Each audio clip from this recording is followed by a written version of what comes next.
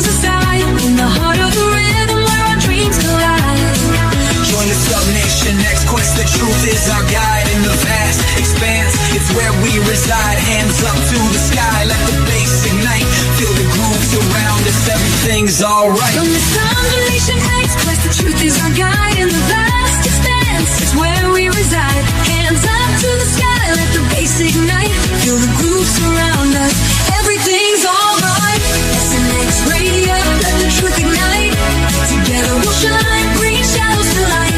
In this cosmic dance, we're connecting the dots. Tune into the frequency, let's explore the spots. Heavy bass drops with tight beats. Illuminate the shadows, the echo of our call. On this roller we will never fall. Feel the energy rising, can you sense the spark? As we dive deeper into the cosmic arc.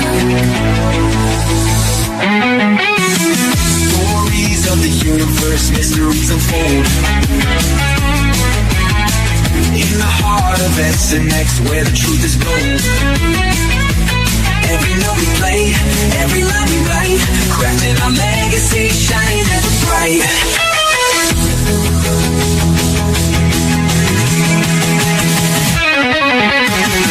SNX radio, let the truth ignite. Together we'll shine, bringing shadows to light. In this cosmic dance, we're connecting the dots. Tune into the frequency, let's explore the spot. Here in the spotlight, we're taking our turn. With the fire in our hearts, let the passion burn. SNX radio's call, ringing through the air. Together we rise, together we dare. So join us now, let the rhythm flow. With SNX radio, we're ready to go. Unraveling the mystery side by side, we stand hand in hand. In this dance of truth, let the story expand.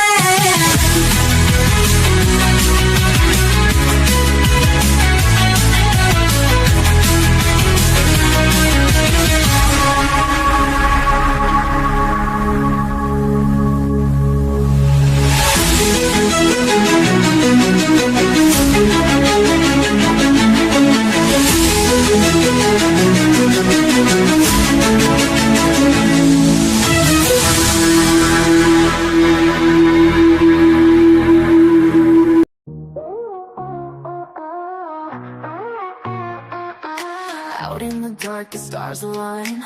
Oh yeah, oh yeah. Signals flashing, the secret sign. Sasquatch whispers, UFOs glide. Mysteries unfold, can't hide, can't hide. Voices in the static calling me, calling me. A cosmic rhythm setting me free. SNX, feel the vibe, let it flow. Connections glowing, don't you know? SNX, light the night, let it show. Cosmic groove, we're ready to go.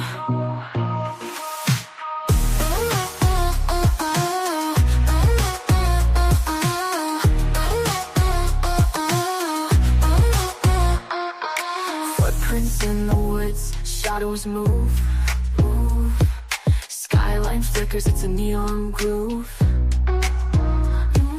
Expert stories witness sight, unravel truth in the cosmic light.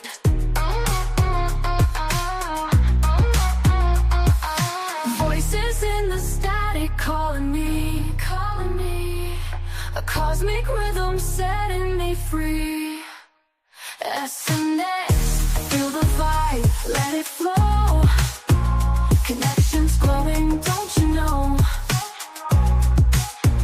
SNX, light the night, let it show. Cosmic groove, we're ready to go.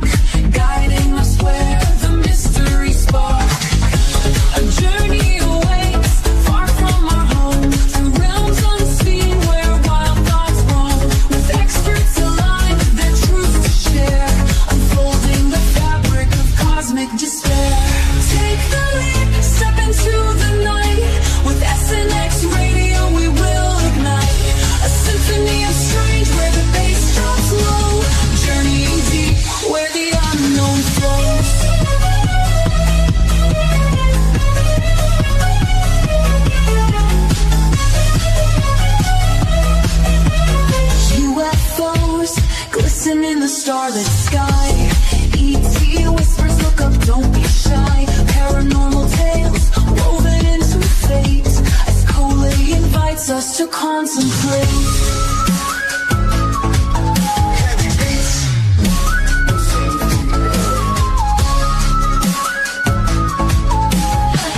Feel that chill when shadows align. Experiences unfold one of a kind. Off-world encounters, truths they must find. Open your heart, release your mind. Take the leap, step into the light. With SNX radio we will ignite a symphony of strange where the bass drops low. Journeying deep Where the unknown flows.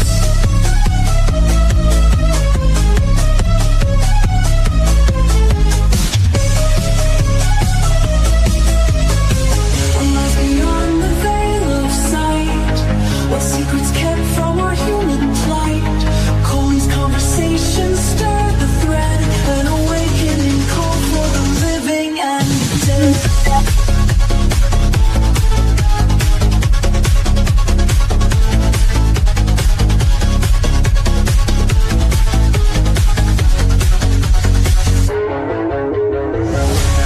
Take the leap, step into the night. With SNX radio we will ignite a symphony of strange where the bass drops low. Journeying deep where the unknown flows. As the echoes fade and the night draws near, the truths we seek become crystal clear. With SNX radio, keep your mind open wide, for in this journey we all confide.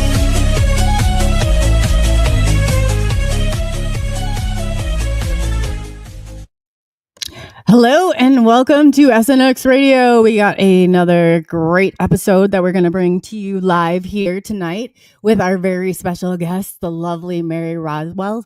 Excuse me, Rodwell. Not to be confused with Roswell, because I was just reading that, so I almost tripped up there myself. So I want to welcome everybody. We're getting everybody. And the reason I do a more lengthy intro to so people know is that I have to drop it on we have a awesome following on Twitter. So sorry. So you have to go in there and kind of drop it. So I'm going to apologize for that first and foremost. But tonight we have James Kelly again with us. So hey James, how are you? I don't know this is going on, but yeah. So I'm gonna get right into it. Let me just back up here for 2 seconds, because I said do not neglect chat, because I get so in the moment that, so I have to say that I'm going to really try to be better at that. And if you have questions, put them. Oh, Scott, thank you so much. Look at that. Scott's on top of it. He's good with this. So just put them all in caps. And if you're on Twitter watching, or X, I guess, whatever, we have an identity disorder here going on. But go ahead, if you click into that link, then it's going to let you, if you want to leave questions, because you guys are really quiet over there. So we want to hear a little bit more from you and, get questions out here, because we got Mary here. So this is the prime opportunity to ask those questions. So we'll get them out there. Again, without further ado, I'm going to get into Mary, because we were having this really fascinating conversation before, and I just absolutely it's right in my alley. So yeah, so we're excited to bring this to you tonight. So I'm going to go through and give you a little background on Mary. If you don't know her, you definitely should. And we're going to find out. She's got so many cool things that she's going to bring to the table tonight. So she is internationally recognized researcher, author, speaker, specializing in UFOs, extraterrestrial contact phenomena, like we all are into here. Yeah. She is a founder and principal of the Australian Close Encounter Resource Network, ACERN. So that's pretty cool. That was established in 1997, which provides professional counseling, hypnotherapy, support for individuals and families experiencing anomalous, paranormal, or abduction-contact. Oh, wow, that's great. Contact experiences. She was born in the United Kingdom. Rodwell migrated to Western Australia. Oh, yeah, she went to Western Australia from there. Okay. In 1991, she lives in a beautiful place. Right now, we were talking about it. Weather is beautiful. But anyway, and currently resides in the Queensland. A former nurse, I think that's midwife and health educator. She works as a professional counselor for the UK's National Health Service and Australian agencies such as Silver Chain and Centrecare. So that's great. Since 1994, she has operated in private practice. Oh, that's awesome. As a counselor, I get that too. And a clinician. So, she's really, she's just, she's got books out. She's got all sorts of things out. And I just, she's done along with the Star Kids Project, advisory committee. I mean, it's Exopolitics. You name it, and she's definitely got a background in it. So without further ado, there's nobody that Mary is just fascinating all her stuff. So I'm going to let her fill in the blanks of anything I missed. So welcome, Mary. Oh gosh, it's so nice to have you. Thank you. It's an absolute pleasure, COLEY, and an opportunity always to be able to share what we hope will be helpful to people connecting the dots. I think that's what it's all about. I'm always talking about connect the dots. And that's so important. And it's like, you jump. And so I guess, where do you think because we were talking about this and I was like, disclosures happen. And I want to know where we go, because we're losing some momentum here. I feel like, so Mary, I said, where do we, we got to get grounded here too. And a lot of this stuff and really focus on doing and maybe pushing forward, where we're just not all here stagnant and waiting. Like we can actually move as we don't have to just it's not a one-man job. I mean, we all have to move to get ahead here.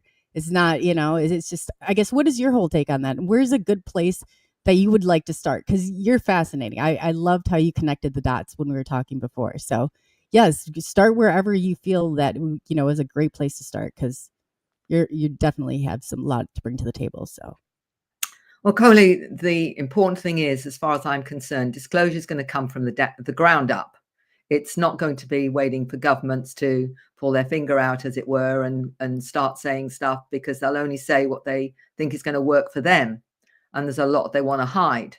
So ultimately, it's going to come from us. And I think what's interesting in terms of my work and in the last few years, how many people have shifted into this new awareness of their own experiences, which before, as you said, for your own self, nothing could have been further from the truth of this a few years ago with you, and you had that catalyst where all of a sudden everything shifted.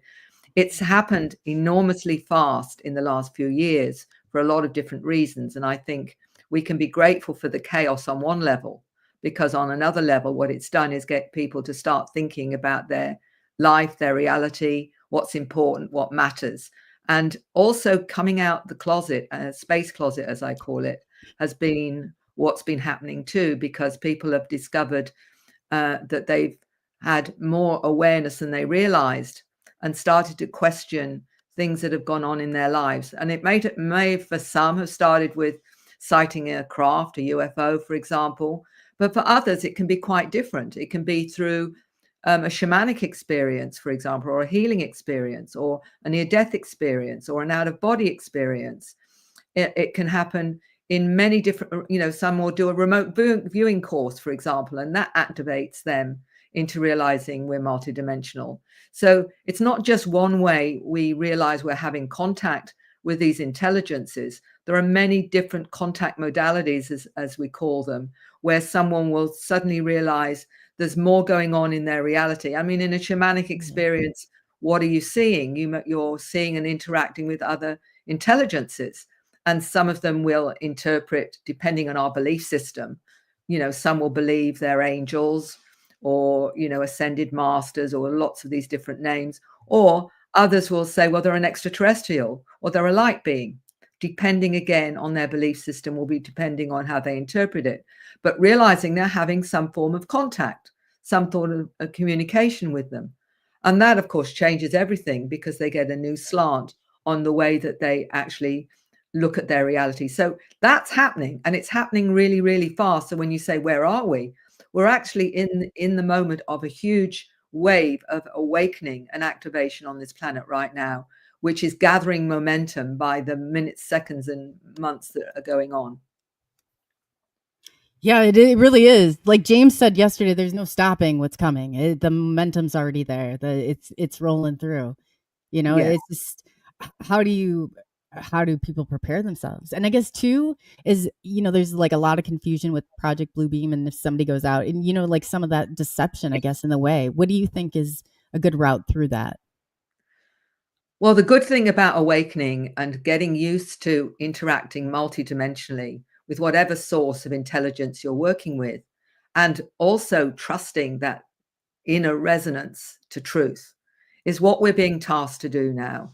Is when information is coming, what resonates with you, what really feels right, It's asking us to take responsibility for what we take on board and what we actually choose to believe is the truth or not, because we're going to get a lot of deception. But it's interesting, the numbers of the people that will say, I heard this, or someone said that, but it's actually doesn't feel right. It doesn't make any sense. And the children are particularly good at that. They'll be able to listen to someone and know intuitively that it's not right or whatever. And that's what's quite interesting. I was talking to a 9-year-old some years ago when I was talking to his dad to start with, who was in the US. And we were talking about experiences, and his son came in and said he wanted to speak to me. And I said, so why did you feel that you wanted to speak to me? And he said, it's because of your frequency. Oh, wow. So it wasn't about what I was saying.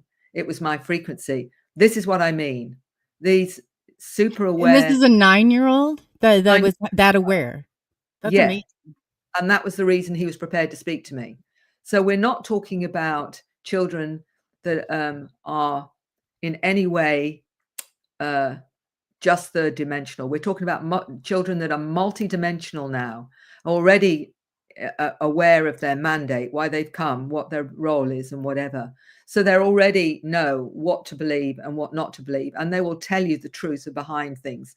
And we all have that. It's just that we've lost it through the programming often, and we've become confused. So we have to go right back to that inner resonance again and start taking responsibility for our own connection to truth, because this is where all this manipulation is going on, to try and manipulate that out of us and get us to distrust it.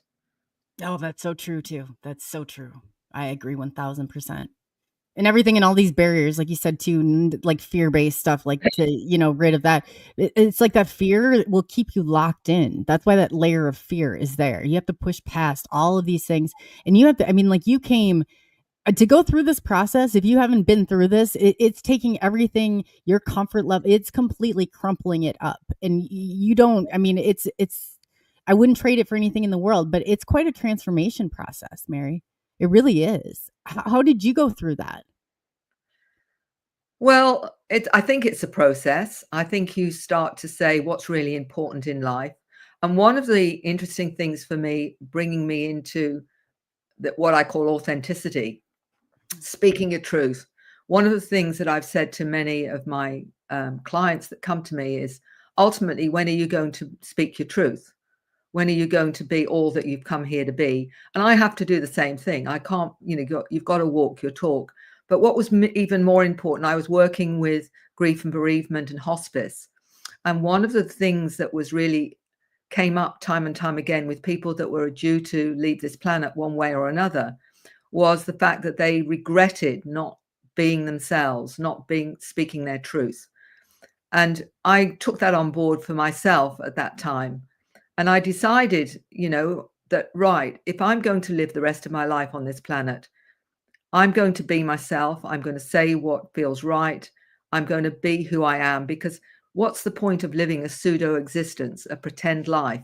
Why have you come to this planet? Not to do that. And I've always said, on my deathbed, when the kids are around me, I want them to grieve the woman that I really am, not a pseudo person that they thought I was. At least even if I've been a pain in the neck, and mum's embarrassing and she's all those kind of things. Yeah, mum was embarrassing. She was this, that, and the other, but she spoke her truth, because that's the example, isn't it, ultimately, of being yourself, being true to yourself. When are you going to do that? When are you going to wait to do that? Are you going to wait to your deathbed? Or are you going to do it and be your truth? Because that's the only way I believe we're going to change this planet, is when people finally own themselves and are authentic. Wow, I want to applaud you for that. Like, let's stop right there for a second. That is so true. And when you're authentic and genuine and in the moment, and you're able to live that authentic and genuine, like, there's nothing like that. You drop the chains. They lose that power and control over you when you're able to get there. And that's amazing. Wow. Absolutely. I couldn't agree more. I really couldn't.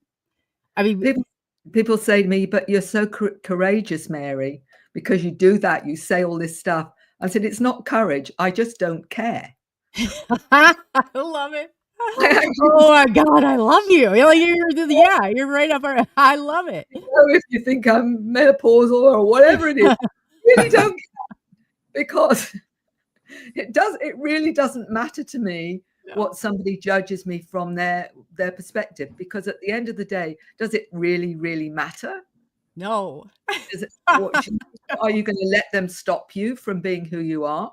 No way. No way. Absolutely not. Yes. We got another fighter up here. That's exactly where I'm at too. And I was like, I probably should care more, but I just don't.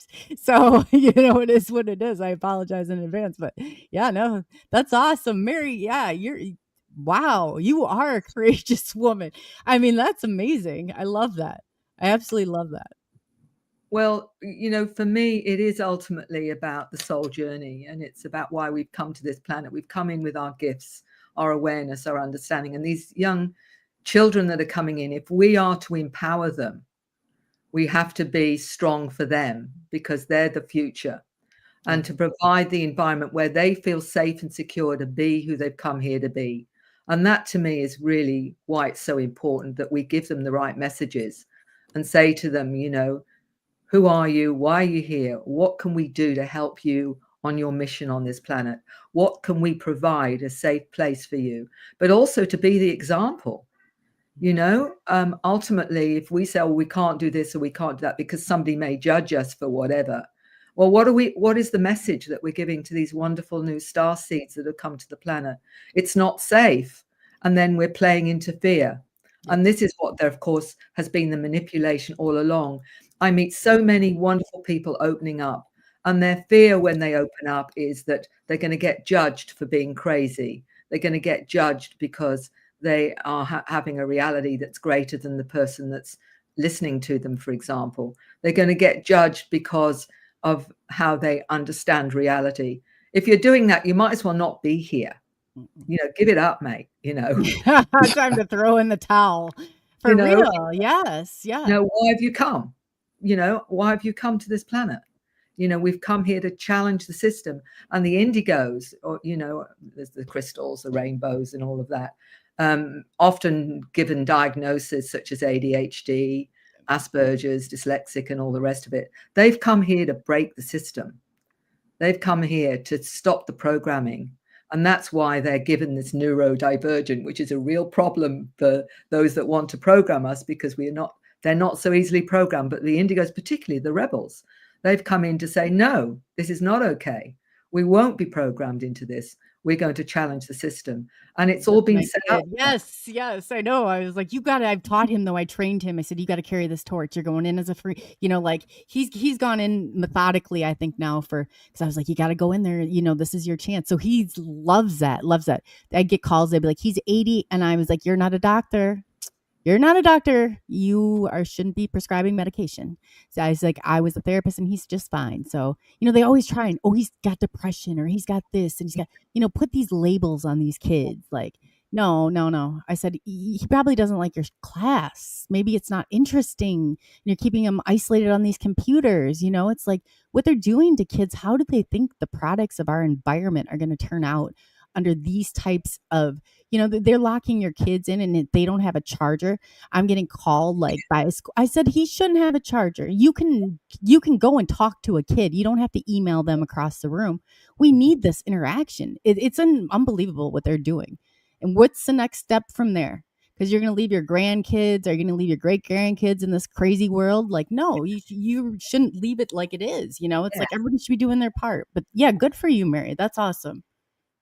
Well, the reason that I wrote The New Human more than anything was about the kids, because although there's other stories of adults and their experiences, the kids are coming in with such awareness. And I'll give you a few examples of that. I was talking to a 7-year-old, her name's 7, and she sees herself as a hybrid. She's part human, part blue avian. She speaks star languages. I've seen her actually speak a star language to someone else on the phone, and the other person on the phone speaks star language back. But she's a healer and says that I've come here to heal others, but also activate the healing in them so they can heal themselves. Now, this is a 7-year-old explaining this. Another young lady called herself part human, part water being. She's 8 years old. She comes from a water planet. And she said when she looks in the mirror, she sees more of her water being self. And she said that when she hears music, she not only hears the music, she hears the frequency and goes with the frequency to the person who's created the music to actually understand what's behind the frequency and the music itself. So multidimensional understanding of frequency and harmony. Yeah. So we have a shot against AI. If there's kids out there like this is amazing. Yeah, well, there's the choice, isn't it? Do we go with artificial intelligence and getting, implants and whatever, or are we going to activate our own awareness? Because we can go, as remote viewing has shown you, to past and present. There's no such thing anyway as past and present, only the way that we look at it. For example, we can actually change the way that we operate. For example, I was talking to, I think he was 7 or 8, and he said he goes through portals to other planets. And he says, I said, well, how do you do that? He said, well, I use the runes, he said, as a portal. He said, but I have to know the mathematical number of the planet. Then I can know exactly where I need to go to get to that planet once I have the mathematical number. Do you need technology? No, you don't. You are technology. You are, a technology way beyond the technology that we're being shown as being amazing and what have you. And this is the whole dilemma, isn't it? Are you going to choose the easy, quick way, or are you going to work on yourself to realize that you have this potential in you, that all of the things that we think are amazing are actually part that are innate in us anyway, and these children are already showing this.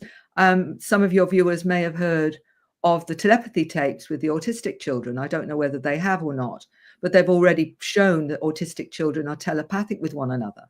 And I've met many parents that have told me they communicate with their autistic children through telepathy. It's not, it's being proven now through the telepathy tapes, and Dr. Diane Powell, who's actually done all the tests to show these kids are telepathic that are autistic.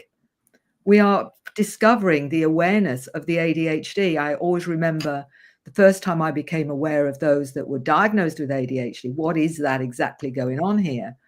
And a lovely gentleman, Neil Gold, who wrote a book, Close Encounters of the ADHD Kind, he explained having interactions with light beings. And he said, I always saw reality multidimensionally. And he retranslated it as always dialed into higher dimensions. What does that say? What are we doing with ADHD? We see them as neurodivergent, a problem. So let's medicate so that we can program them. Right here. Yeah, I was off the charts ADHD. I drove everybody insane, like going through, but I question everything. But ADHD brains are brilliant if you give them the opportunity and they're right, That you don't need medication to stabilize. In my book, I connected with a molecular biologist who had also had these experiences herself.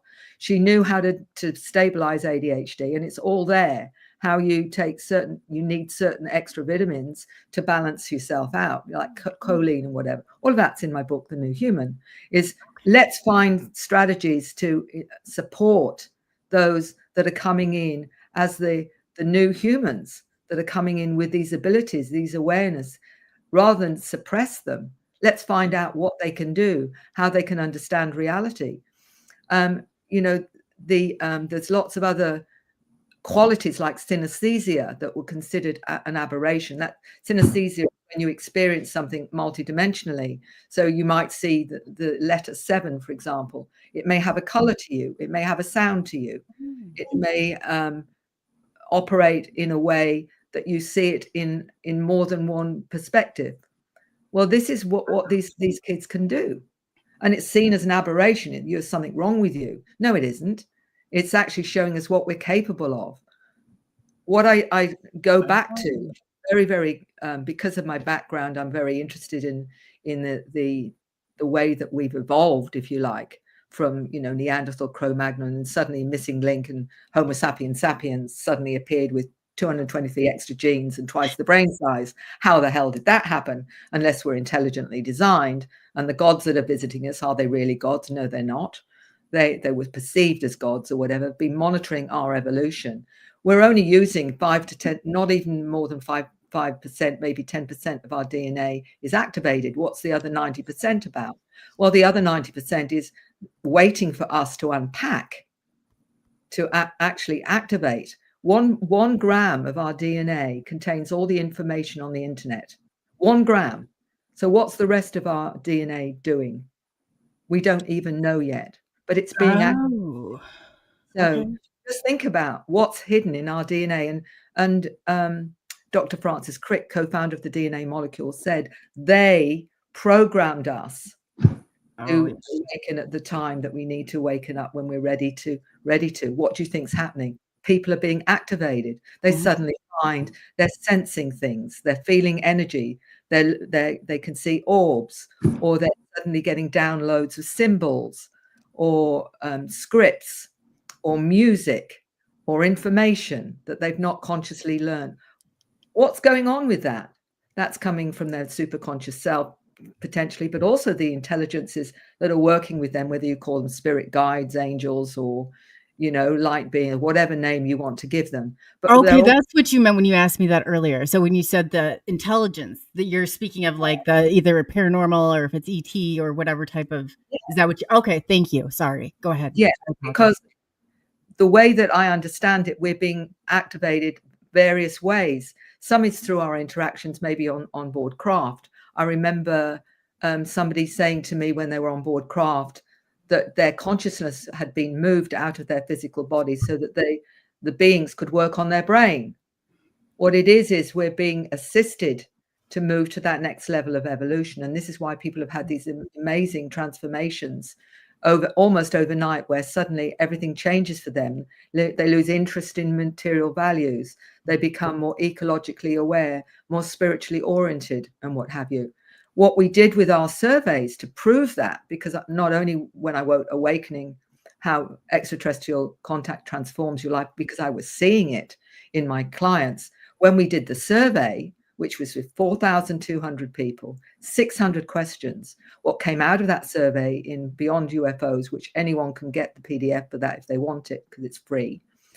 On it was some really significant information. One of them was 85% of those that had contact with non-human intelligences had a psycho-spiritual transformation.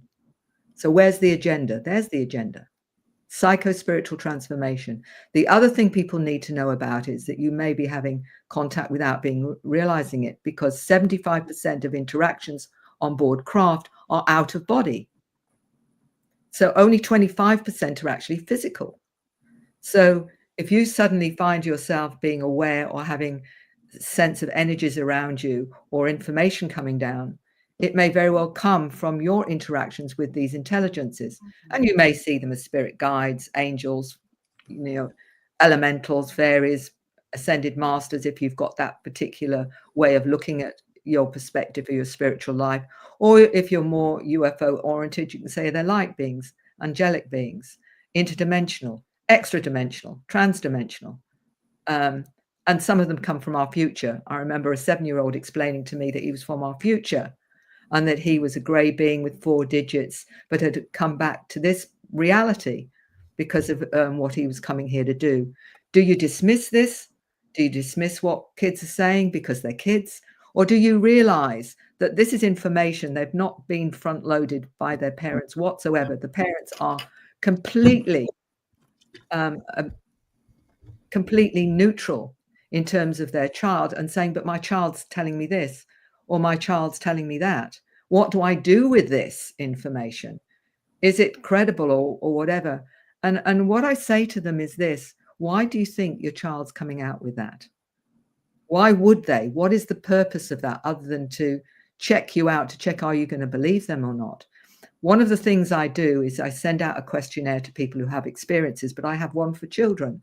And if the parents write to me, I send them the questionnaire out for the child, and they'll say, I didn't realize that my child has the experiences where they are out of body, that they can see energies. I didn't realize any of this, because the child thinks it's normal. You know, this is my reality. You know, I've been up with patients, you know, this is my normal. What do you mean you don't, you know, that's strange to you? Don't you have the same thing as me? Well, that's what happens. And they're saying, I've never known that my child was experiencing things like that. What comes to mind was a woman that was telling me that her child was telepathic from birth, and would be coming out with everything around her that people were speaking about. And she said, the thing that's hard now, Mary, she's 3 years old and she still reads my mind, and it's becoming very, very uncomfortable because I have to watch everything that I'm thinking because she can tap into it. Oh, yeah, you're right. I didn't even think about it like that. Wow. This is the reality. I remember a 13-year-old saying the same thing about her teacher. She said, what my teacher comes out with sometimes, what she's thinking, what she's saying, and what she's thinking is very different. And what she's thinking sometimes isn't very nice. So oh, man. That's, yeah. So when you say, can they choose to understand the agendas on this planet? Boy, can they.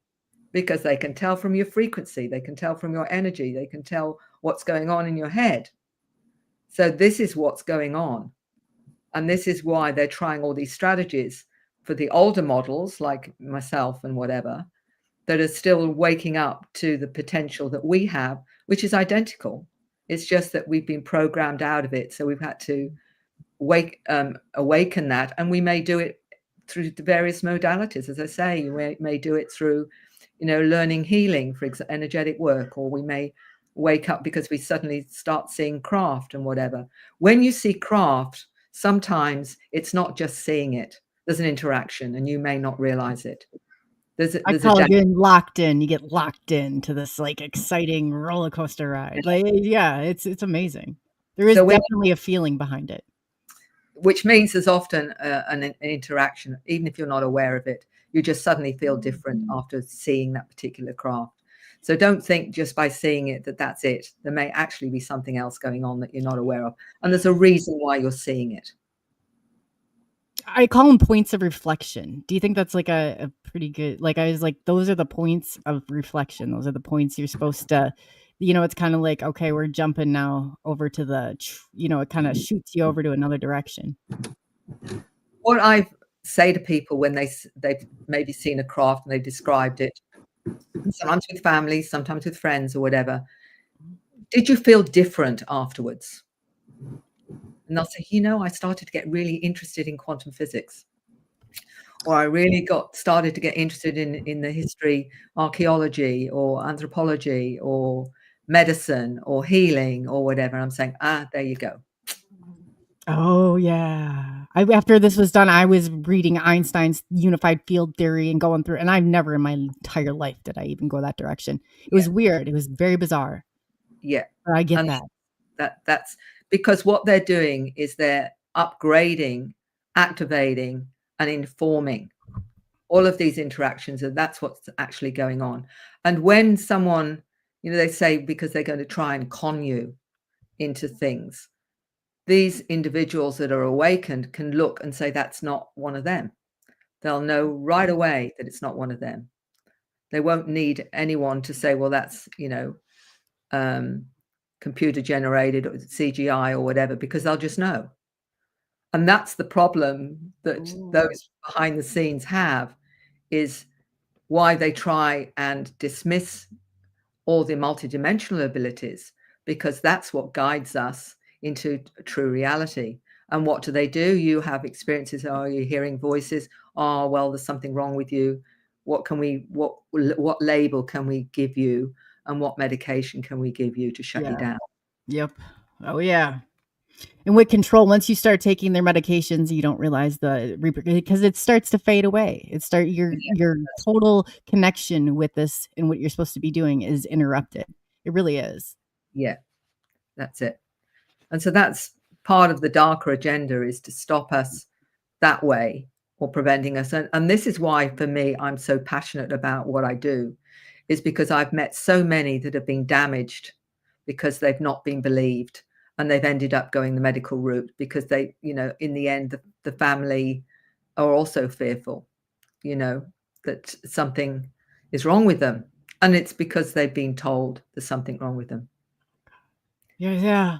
James Kelly, right over there, he's experienced a lot of that. Like, he was even saying yesterday about people believing him. I'm like, you don't eat like that. That is but it's a huge control, and it's been put on so many people. And if, it's unbelievable. it saddens me so much, because I wouldn't even like to think about the hundreds of millions out there, maybe even billions, that have ended up under psychiatric care, under medication, just by opening up multidimensionally and tapping into that side of themselves. And that, to me, is crime against humanity. That's I know my mother was a psychologist, and when I was abducted, I would go to her afterwards and said, "Mom, I got to tell you about this." She goes, "Sweetheart, it was a dream. It's a very vivid dream, but it's just a dream." yeah. And every time that I was abducted, that's what she would say. And this went on for 20 plus years, until right before she died. She goes, "You're a special guy, aren't you?" And I'm like, "Yes, Mom." And that's all she really said. But my whole entire childhood was nothing but trauma. Tried to put me on Prozac. They tried to put me in psychotherapy. I had ADHD. I was hyperactivity. I had a vivid imagination, because I would talk to people and they couldn't understand what I was talking about. Like, again, you talk in the star language back and forth, and they don't get it. They was trying to put me as a round peg, trying to block me into a square hole. And, there was no way of doing it. And luckily, I had come out on the other side of that better. But yeah, it was scary there for a while. And what would you think? What advice would you give to people that are in it right now, that are adults having experiences, that people are saying, "Oh, you're delusional. You need to take some medication"? What would the advice that you would give them to hang on? Well, I'll be honest with you, James. I wrote the Awakening for that very reason. It's a manual to say, and in the manual is, how do I know I'm not crazy? What do you do about the fear? What do I do about my children having experiences? So all the questions that came up to me time and time and time again, me knowing that there wasn't the resources out there, there wasn't the help out there, was how can I give people answers that they can work through this themselves, so they can work out what's actually going on. And that was why I wrote it, was as a kind of manual to say, here's how you know you're not crazy.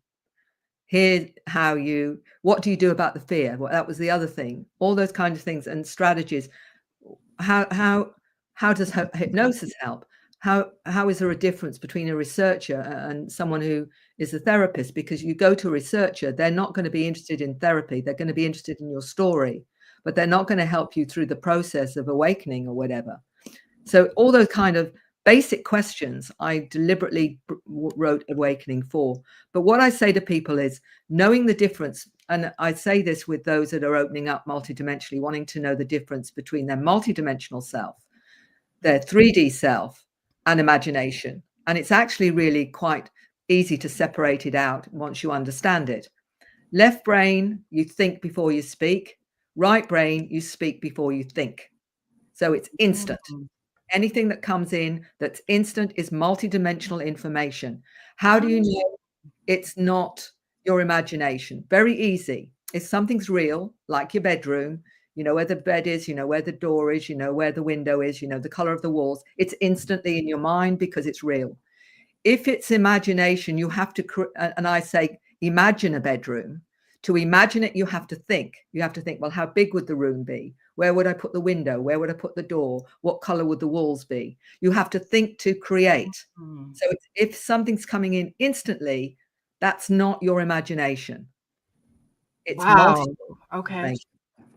So that's how you know the difference. It's actually that simple. In left brain, you think before you speak. Right brain, you speak before you think. Once you bring thinking in to your multidimensional information, you're actually coloring it.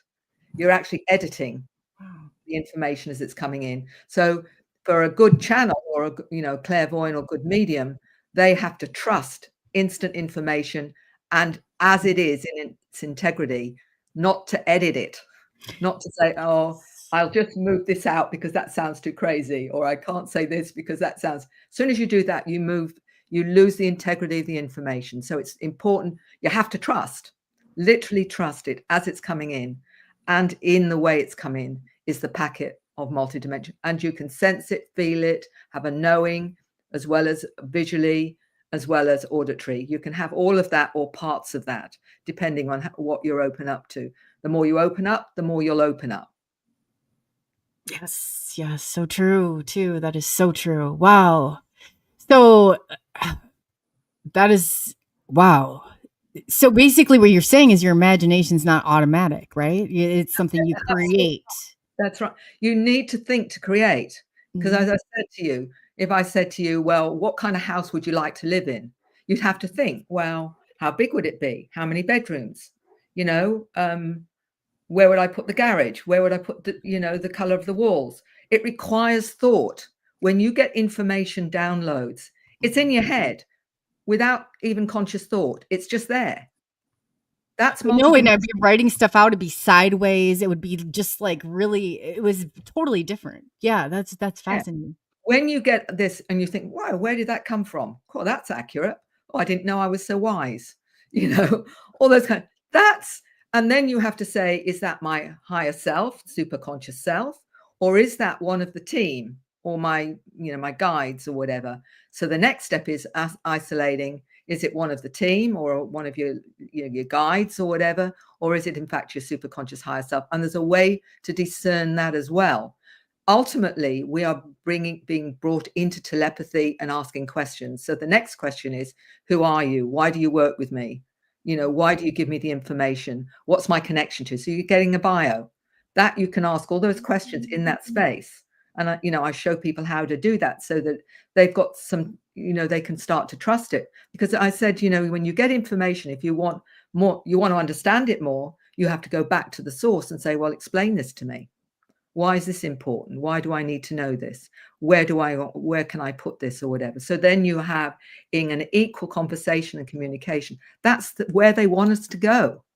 That's cosmic consciousness. That's us connecting to our cosmic family. And that's what they're waiting for, because everything's accurate then. There's no editing. There's no altering, because you've got the pure communication. And that's where we're headed.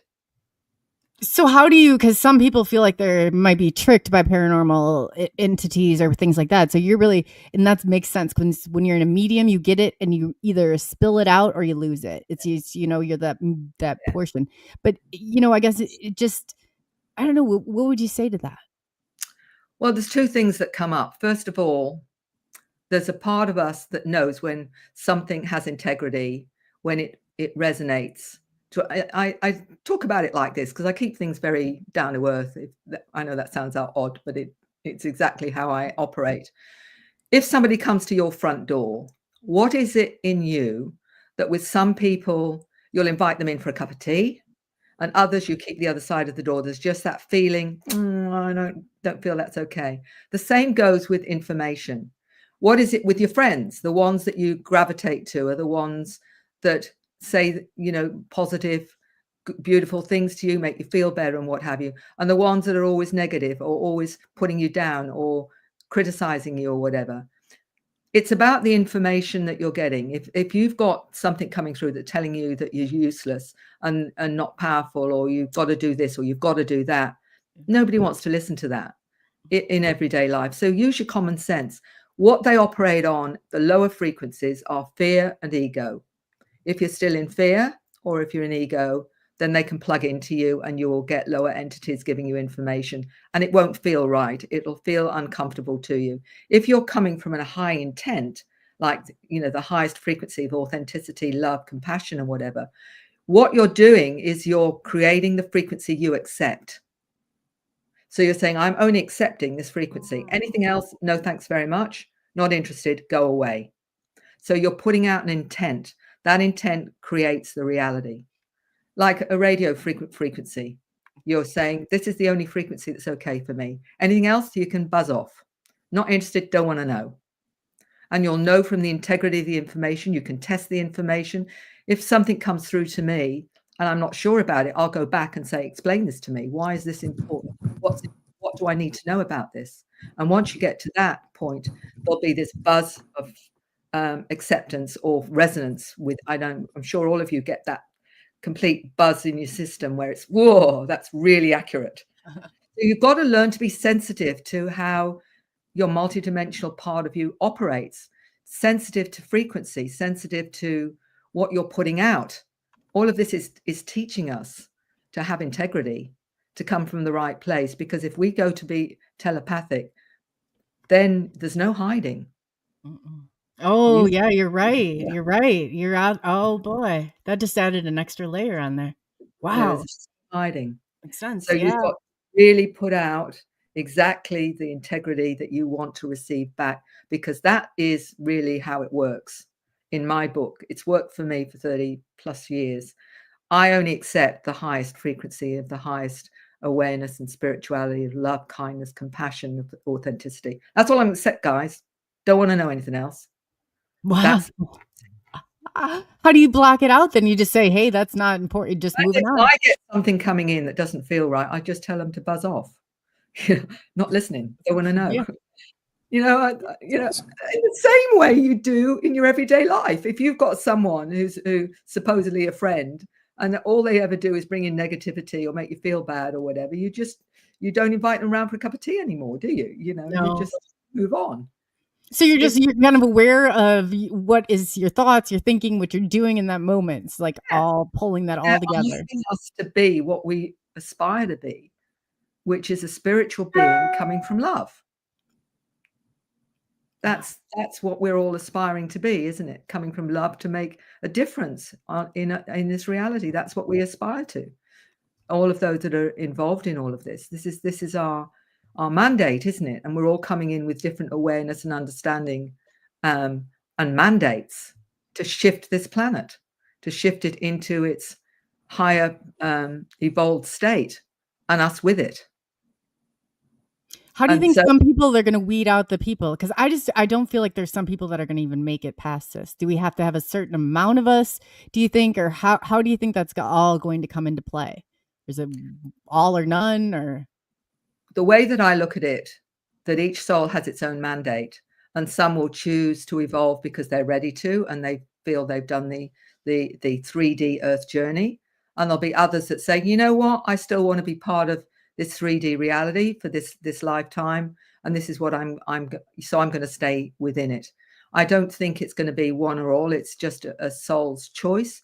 When I worked with past lives, particularly when you take somebody from a past life into their spiritual world, or their whatever multidimensional part of their reality they experience once they move into that frequency of spirit, I will often say to them, maybe they'd had a really difficult life, maybe however they died. And I will say to them, what did you learn in that life? And they may say, I learned about compassion. I learned about limits, or I learned about, but I didn't do so well in this. So next lifetime, I'm going to choose to focus more on that, pick siblings and family that will challenge me to grow in that way or whatever. Because for me, it's all about the soul choice and the soul creating the reality that's going to give them the greatest growth. And sometimes we choose to have a less challenging life sometimes, and sometimes we choose to really go through it and as a way of accelerating our evolution that little bit faster. When I take people struggle's real, you're right too. Oh man. Yeah. I mean, one of the things that I ask when people are on the craft and they're exploring what's happening on the craft and why they're there, who are the beings and whatever, they can have a conversation. People don't always realize this. They can actually have a conversation and basically ask, and I'll say, are any of the beings familiar to you, for example? And they may say, well, the one to my right is. Okay, well, ask that being, how many times have they picked you up? And they'll reel off 2, 5, 7, 10, or whatever it is. Oh, so you've been here a few times then, haven't you? So you know them, don't you? One of the questions I will also ask is, have you on any level consented to this experience? And 9 times out of 10, they'll say yes, but before I came here. So as a soul. They've decided I've chosen to be part of this to help with the evolution of the planet or whatever. So what it does is give them an understanding of their experiences in a completely different way. And I'll say, is there anything else you need to know? Well, why do I feel different? Oh, and they may be told, because you're part of us, we're your family or whatever. Does that make sense to you? Yes, it makes sense, because you're asking them in that space of resonance to their superconscious higher self. So when they're in that resonance, all those kinds of questions then come to them with a resonance and an understanding. So my job really is to help people connect the dots to their own understanding and reality. It's not for me to tell them what to believe. Oh gosh, that's brilliant. I'm not there to say you've got to believe this or this. Your experience tells you whether or not you want to take that on board or not. But I'm not there to tell you what to take on board. All I'm doing is facilitating that connection between your highest self and your awareness to get the answers that make the most sense to you and resonate with you, so that you can expand yourself. That is so brilliant. So do you kind of see them going, like, maybe grouping together on some of the similarities that you're seeing, or the way that, I guess, that you're helping them connect the dots or make sense? How are you putting those into categories yourself? Like, how are you identifying some of these things? Well, I have a questionnaire that I send to everyone that writes to me. And in it is not just, have you seen a UFO or whatever, but do you feel energies? Do you feel connected to other planets? Do you ever felt that you don't belong? Do you feel like you've got a mandate or a purpose or whatever? So it's not your standard UFO questionnaire. It's going into your multidimensional awareness. And so what that does, and I'll give you an example of how important that is for people. I had a 60-year-old Aussie bloke phone me one day, and he said, Mary, he said, my experiences are just incredibly different to anything I've ever heard anybody else ever have. And I don't know what to do with them. And I said, well, look, I'll send you a questionnaire. I sent out that questionnaire. He responded to me within 24 hours, and he was in tears. And he said, how do you know about my life? Because what I was doing was I was putting all these different patterns that I'm hearing time and time and time again from all over the globe. And it's amazing how many resonate with all those patterns of experience. You talked about, RH negative, for example, or ADHD, or all these kind of things. And all I've done is bring some of the patterns together. And then there's a lot more, but enough for people to say, oh my goodness, I didn't realize that was connected. It's like, the phobia or fear of clowns, Santa Claus, owls with big eyes or whatever, all screens for contact. And some people say, I've always been terrified of clowns, but never know why. Screen memory. So, yeah, okay. So it's about giving them enough information to help them start working things out, so they can see their part in it, and also to transcend the fear of it as well. And to give you I'll give you two examples of finding out what the fear was about for two individuals. One of them was a gentleman that was used to being on craft, comfortable with his hybrid nature, all of that. But he said, the one thing that terrifies me more than anything still, he said, is when that big black eye starts coming towards me. Yeah. I said to him, so what do you think happens when that's happening? He says, well, I think they're going to take me over. So I said, well, do you want to find out? And he was very courageous. And he said, yes, I do. So I'm there with him. I take him into an altered state, and he's starting to get more and more stressed because he's describing this big eye coming towards him like this. And he's getting more and more stressed. And I'm saying, just take it slowly, just take it slowly. And gradually he suddenly stops and totally relaxes. And I said, so what happened? And he said, oh, they're just giving me information. So they hadn't taken him over at all. All they'd done was transfer data to him through that process.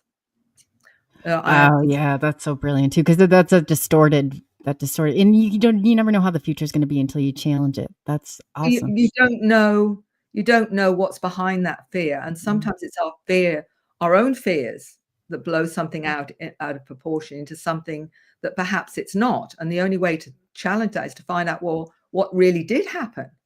And I'll give one other example of that. Was a lady in her 60s her whole family had been taken up on a spacecraft. She'd been terrified all her life of this whole experience and whatever. So my question in hypnosis was, go to the origin of your fear. And this took this 66-year-old lady to when she was 2 years old in the cot. And she's lying there in the cot, and there's two beings. And I'm not sure whether they were mantis or not now. I can't remember. But there were two beings standing there. And she said, there's two beings looking at me. And I said, well, did they do anything? Did they harm you in some way or hurt you in some way or what? So no, she said, they were just observing me.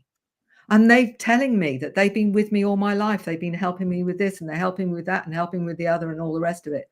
And so what she then saw was the positive effect these two beings had all the way through her life. And her fear just went. She was basically dancing around the room when she came out of it. She couldn't believe, after 60 odd years of fear, that she no longer had that fear. So again, we don't know what we don't know. And if we can challenge that and look at it, we can find out what's behind it. And it isn't always what we think it is. So that's really. Yeah, you're right. Oh, you're right. Yes, you're right. Yes, you're right. You have to. And it's facing every fear that you have. Yeah. Wow. That's powerful right there. Very powerful. I mean, it really is like when you're going through this layer by layer, how you got there. I want to hear more about this because I have to understand how you got here to organizing. I mean, you have a brilliant mind. I mean, I'm telling you, I understand some of that background, but I mean, what you're doing is phenomenal. How much of the cellular memory do you think plays into that? Like, because I know that when you go through an experience, it shakes you up to your core. And there's that part of it, even though you tell yourself you're fine, whatever, there's still a part of you that it experiences that. How do you help people through that? Well, it is a big thing, especially if they've had fear most of their life around something to do with this, and then they realize it's something very, very different. Coming to terms with that then is completely changing your reality. I'll give you another example of that was very profound. And it was I did a chapter on missing pregnancies, for example, which happens to many, many women who have missing pregnancies. They're pregnant for about 2 or 3 months, and then the pregnancy's gone. So that, I explain what's going on with some of those missing pregnancies. And there was one lady that had 2 pregnancies, and the third one, she was told really by the doctor that she should, in fact, it would be best not to go ahead with it because she might lose her life, because the second one that she'd had was very dodgy. So they were saying, the doctor was saying, look, I really am worried about you going ahead and having this pregnancy. Now, the lady had had a history of experiences, but she didn't then understand what this was all about.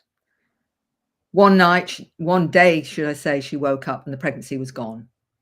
There was just blood. There was no fetus. There was no nothing. And she didn't know what had happened. She knew 1 minute she was pregnant. She knew the next minute she wasn't. And it was during that time, one of her sons particularly was saying, Mum, it's a brother and he's wanting to connect with you. And she's not wanting to hear this because she finally realizes that these beings had got her son, this child that she'd lost. And she got very, very angry. She couldn't even look at babies. And there's a big story about it, a lot more than I'm going to précis it for you, just to give you an understanding. So for most of her many, many years, I'm talking about, 20 odd years, she kept getting this information that this son was actually with the beings. Angry as all hell. Angry that they'd taken her son. How dare you? How dare you? I don't want to know about it. Couldn't look at other babies, or that's how traumatized she was. Okay. Anyway, she came to Australia with her family and she said to me, Mary, I've really got to find out more about what actually happened. And I said, are you ready to do that? Because we didn't know what we were going to find. Was she, in fact, did this happen against her will? Was she trauma, all the trauma that went with it? Are you really ready to do this? And I was quite anxious as a therapist because I didn't know what I was going to find. Anyway, she said, I'm ready. I've got to find out because it's haunting me, because I keep getting messages from my live son that I need to connect with my child on board craft. I need to connect with him. He wants to connect with me. But she said, if they've taken him, I don't want anything to do with it. To cut a long story short, we went back to the time of the visitation, and she's taken up on board craft. She sees this little tiny fetus being taken from her and being put in an incubator, a kind of incubator and whatever. And so she's saying they've taken it. So I said, well, shall we find out what's going on? Why? She said, yes, I'm ready. And she's faced with one of these beings. And the being and her are having a conversation. And she's basically saying, why did you take my son? And they said, because you asked us to. And they said, because you know that your doctor told you that if you went ahead with the pregnancy, you most likely would die. And she said, yes, she says, and I didn't want to lose, my sons not to have a mother. So she's then realizing that her conversation was, my only option was to give it to them because they could keep him on board craft, but he couldn't come and be physical with me because I could have lost my life. And then all of them would be without a mother. So she'd actually had a conversation like this. And I remember it was extremely emotional. And I'm seeing her in tears, and she's saying, but you promised me that you'll love him, that you'll always love him and keep him safe and what have you. And they said, we promise we will take care of him. We will love him. And so she's saying, I give you my consent. And then I said, do you want to see your son? Because he came up. And there is the 12-year-old son. He's got a missing tooth, and he's giving me a rose and giving it to me and saying that he's okay and that he's always been with me. So it ended with this son, this hybrid son, bringing this rose to her and saying, it's okay. Can we now connect? Because I've been with you all the time. And so she was left with a completely different understanding of why she had that missing pregnancy. And some months later, she's writing a book about her other son having experiences. She said, when I get stuck, she said, my son from the ship comes and visits me and helps me with the words. So she continued then to have contact with her son on board craft. Now, make of that what you will. For some people, that would be completely extraordinary. But can you imagine the processing after so many years of denying it and being angry with the beings to realizing actually this was your decision. It was her decision. Yes. And that was the type of therapy that I did. It was going through, and they called it an intersubjective experience. You're experiencing this with them. You remove the emotion and you give them a different response that completely changes everything. And to do that's amazing. Wow. Good for you. Wow. I mean, that's like a bundle of therapy. I mean, years and years and years. I mean, once you can create that shift and they see and they get a different experience and a different understanding, it changes everything. Absolutely everything. That's amazing. Wow. I think the important thing is with all of this is our conscious memory is an edited version of the true reality. And Dr. John Mack, the psychiatrist of Harvard University that wrote the book Abduction, Human Encounters with Aliens, and he also wrote Passport to the Cosmos. In it, he had done all the psychiatric testing. He proved that they were quite rational, quite normal. And he said something very significant. He believed that hypnosis and superconscious or subconscious memory was more accurate than our conscious memory, which is the complete reverse to what everybody wants to say. Or if it's hypnosis, it can be manipulated. It can be this, this, and this, and this. And he was saying what I have found is actually more accurate because it's coming from the subconscious tape without the editing of the conscious mind, where the conscious mind will edit out anything that doesn't fit with our 3D reality, whereas the subconscious just blindly records whatever is going on. So hypnosis gives you the integrity, not the conscious recall, because that can be edited depending on your belief system. Oh, so you're re-experiencing this, and you're saying that how you are organizing this information is basically your programming, that you have to be. How do you break Well, that programming? well, the truth is that it's going to that other level of awareness, isn't it? Yeah. Where you get the absolute authenticity from, because the subconscious doesn't edit. It doesn't say, well, that can't be real. It's just recording what it's experiencing right from the moment it's experiencing it. So all you're doing is you're allowing someone to re-experience what the tape is telling them of their own experience and whatever. And some say, well, that can be manipulated. You can put stuff in there and what have you. Not if you're doing it in the right way. Because for me, for example, if someone's going through into an experience, I'm not telling them what to see. I'm saying, where are you? I'm saying, tell me what's next. What are you seeing now? I'm not telling them anything. I'm just leading them along with their subconscious tape to an experience. And James, you want to say something about that? No, Polly made a comment and I just waved at her. Sorry. Okay. Oh yeah, sometimes I get it's coming in. Yeah, don't worry. He'll do something like that. No, I'm joking. Yeah, no, okay. This is fascinating. Mary, I don't know how you could. Are you ready? Should we will it break this whole chain if I do just a top of the hour 5-minute break, or Yes, we can keep going too, because I don't want to break this. I really don't. I can keep going. It's fine. Okay, great. Man, this is like, because I hate to even end here, because this is just really starting to get good. I mean, you're just piece by piece taking us down. You're absolutely brilliant at this. I'm so engaged. It's just, that's awesome. Wow. I'm glad it's resonating. That's the most important thing. I think it's about demystifying things and grounding them into a way that most people can understand, because hypnosis has a lot of connotations to it, weird and wonderful and what have you. And I explain to people when they come to me, they're often anxious because am I going to be able to do this? This is hypnosis. What are you going to do with me? And what I said, look, you go into a hypnotic state almost all, 70 to 80% of the time when you're listening to the radio.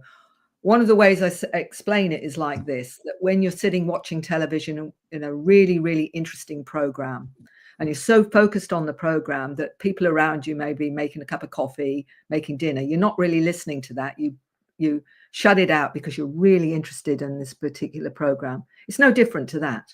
There's no weird and wonderful stuff. It's just focusing on a particular part of your experience and making the other part of you irrelevant. That's all you're doing. So you can still be fully aware someone's making a cup of tea, someone's, getting breakfast or whatever it is, but you're so interested in where you're going with this experience that you shut it out.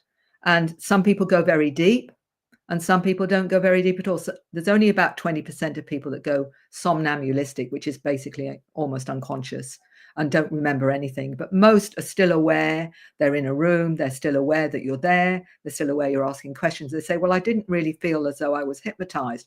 I said, well, what do you think hypnosis is? It's just getting your conscious mind to shut down a little bit so that we can focus on your superconscious self and ask for the information there.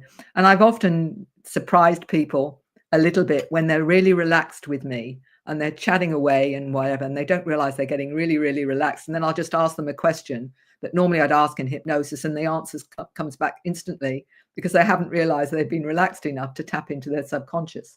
So it's not mystical. It's not someone taking you over or whatever. It's just relaxing you sufficiently so you let your subconscious, superconscious aspect to tap into the information that you need. There's no mystical thing about it whatsoever. And it's not scary at all. What techniques do you use to get them down there? Because sometimes people will say like dual stimulation or tapping, or do you any of that, or do you just take them down by voice? When they're ready, you just let them go? I use what I call a spiritual energetic induction, which is basing them to create a safe, energetic space around them, like a cloud of protection and healing and balance and harmony. And I get them to actually take that into their body and take it around their body so that it's getting them to be getting into their own safe frequency. So because it's a spiritual induction as far as I'm concerned. It's not your standard clinical induction at all. And then tapping into the superconscious and asking for the superconscious to come and be part of that experience. And that's all voice. I don't use any music. I don't know anything. I just use the frequency of that. Then I say, right, now we're going to do this. And this is where we're going to go. And it works 99.9% of the time. And I always use the same process for that. Wow. How do you get them like to relax? Like, do you go through all of that, or what type of awareness do you bring somebody to try and give them? I mean, because you're talking about pulling the whole self, like all those pieces of ourself. So once I relax them with that, then bringing the energy in, because I'm facilitating that around their body to relax their whole body. Then I say, now we're going to talk to the superconscious higher self over soul, which is if you like, a high consciousness of light. And you're going to bring that into your body too, so that you are able to access that information on any physical level that you choose. So you're actually bringing that other, if you like, their higher self consciously into their physical body, and to know that they can access that frequency in their body. So they're told, now you can access that higher awareness, and also energetically. So it's an energetic frequency that I'm bringing in, that I'm facilitating, because they're bringing in their own higher self. So how are you tuning them into this, like at the frequency you want them into? You're obviously resonating at it. Yeah, because what I'm doing is I'm talking to their superconscious higher self, and I'm saying this is the objective. So it's a spiritual, and because when you start opening up to this, you're already tapping into your multidimensional self. It's not difficult or hard to actually do that. What you're doing is empowering them to understand they can access whatever higher part of their awareness they need to, because they can. They've just not done it in that, perhaps that conscious way that you're facilitating. So you're saying you're going to tap into your superconscious higher self over soul, and that's a golden light of higher awareness, knowing, wisdom, truth, understanding, and you're bringing the whole lot in. So you're instructing them to bring that whole lot in and embody that connection. Then that's giving your permission. Basically, this can come, energy can come in, setting your attention type of thing. Is that where? Okay, that's exactly right. So you're empowering them to realize they've got everything within them that they need for their answers, because they have. Yeah. It's so true though too. I said this, we're thinking backwards. If you back this whole thing up and you look, you already know. It's like people don't even realize, like, the crystals that you're asking, those aren't doing that. You're moving it. You just have to open yourself up to that. That it's that 7-second delay. I don't know, whatever you want to call it. But yeah, it's definitely, you just start to live in that moment. What do you think about like the time fluctuation or dilation or things like that? Do you think that it does something? Because I just feel like that sets you back. We're not even living in the moment. We're living like seconds behind, what do you think of all that? I know that time can be manipulated, because, you can have someone who's seen a craft and they think they've been watching it for a few minutes, and actually they've been on the craft half an hour.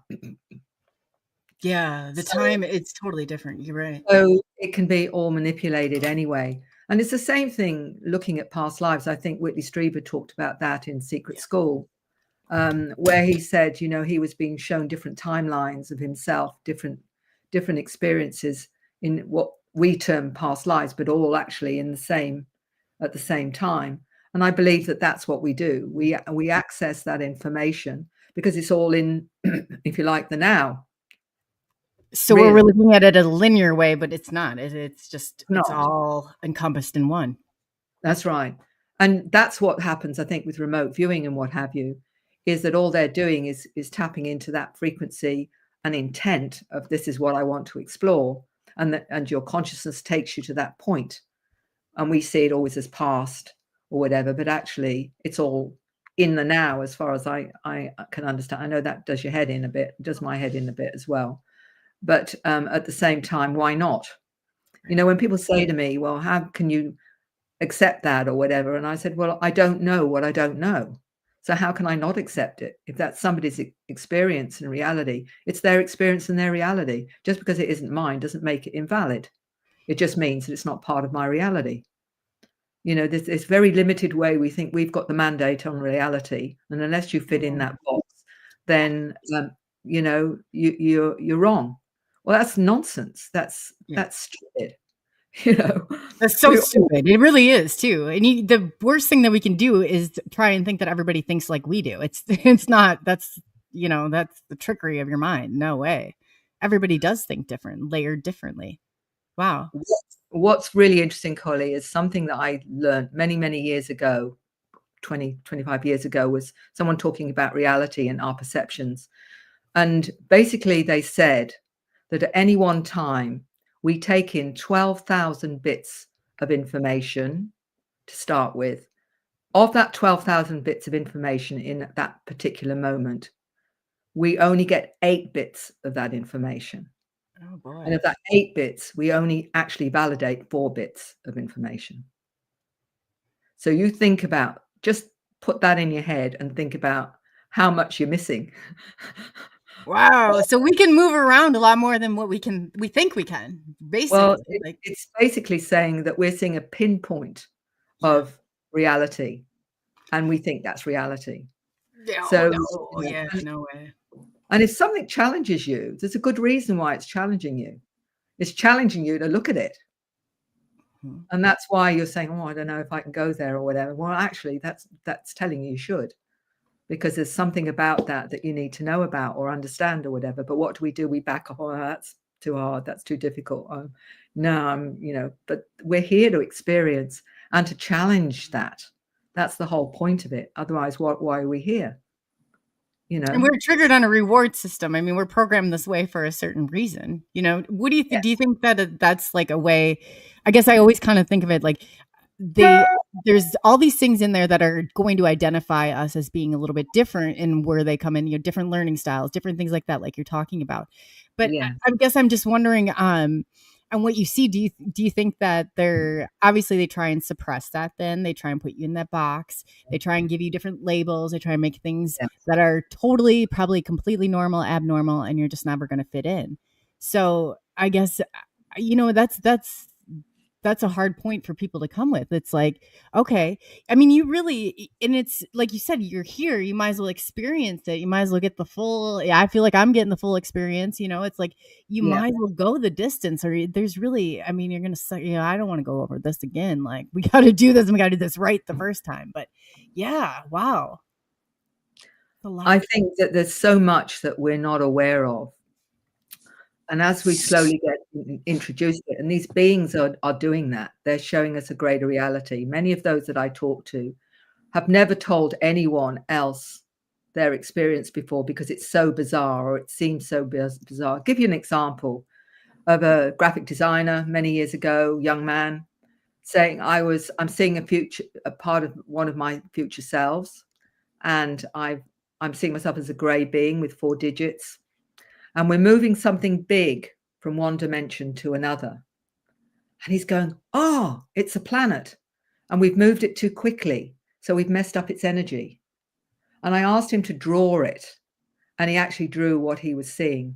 So an aspect of himself is seeing himself as a kind of solar manipulator, creating a new kind of universe with this particular planet that he was moving from one dimension to another. What science says that you can do that?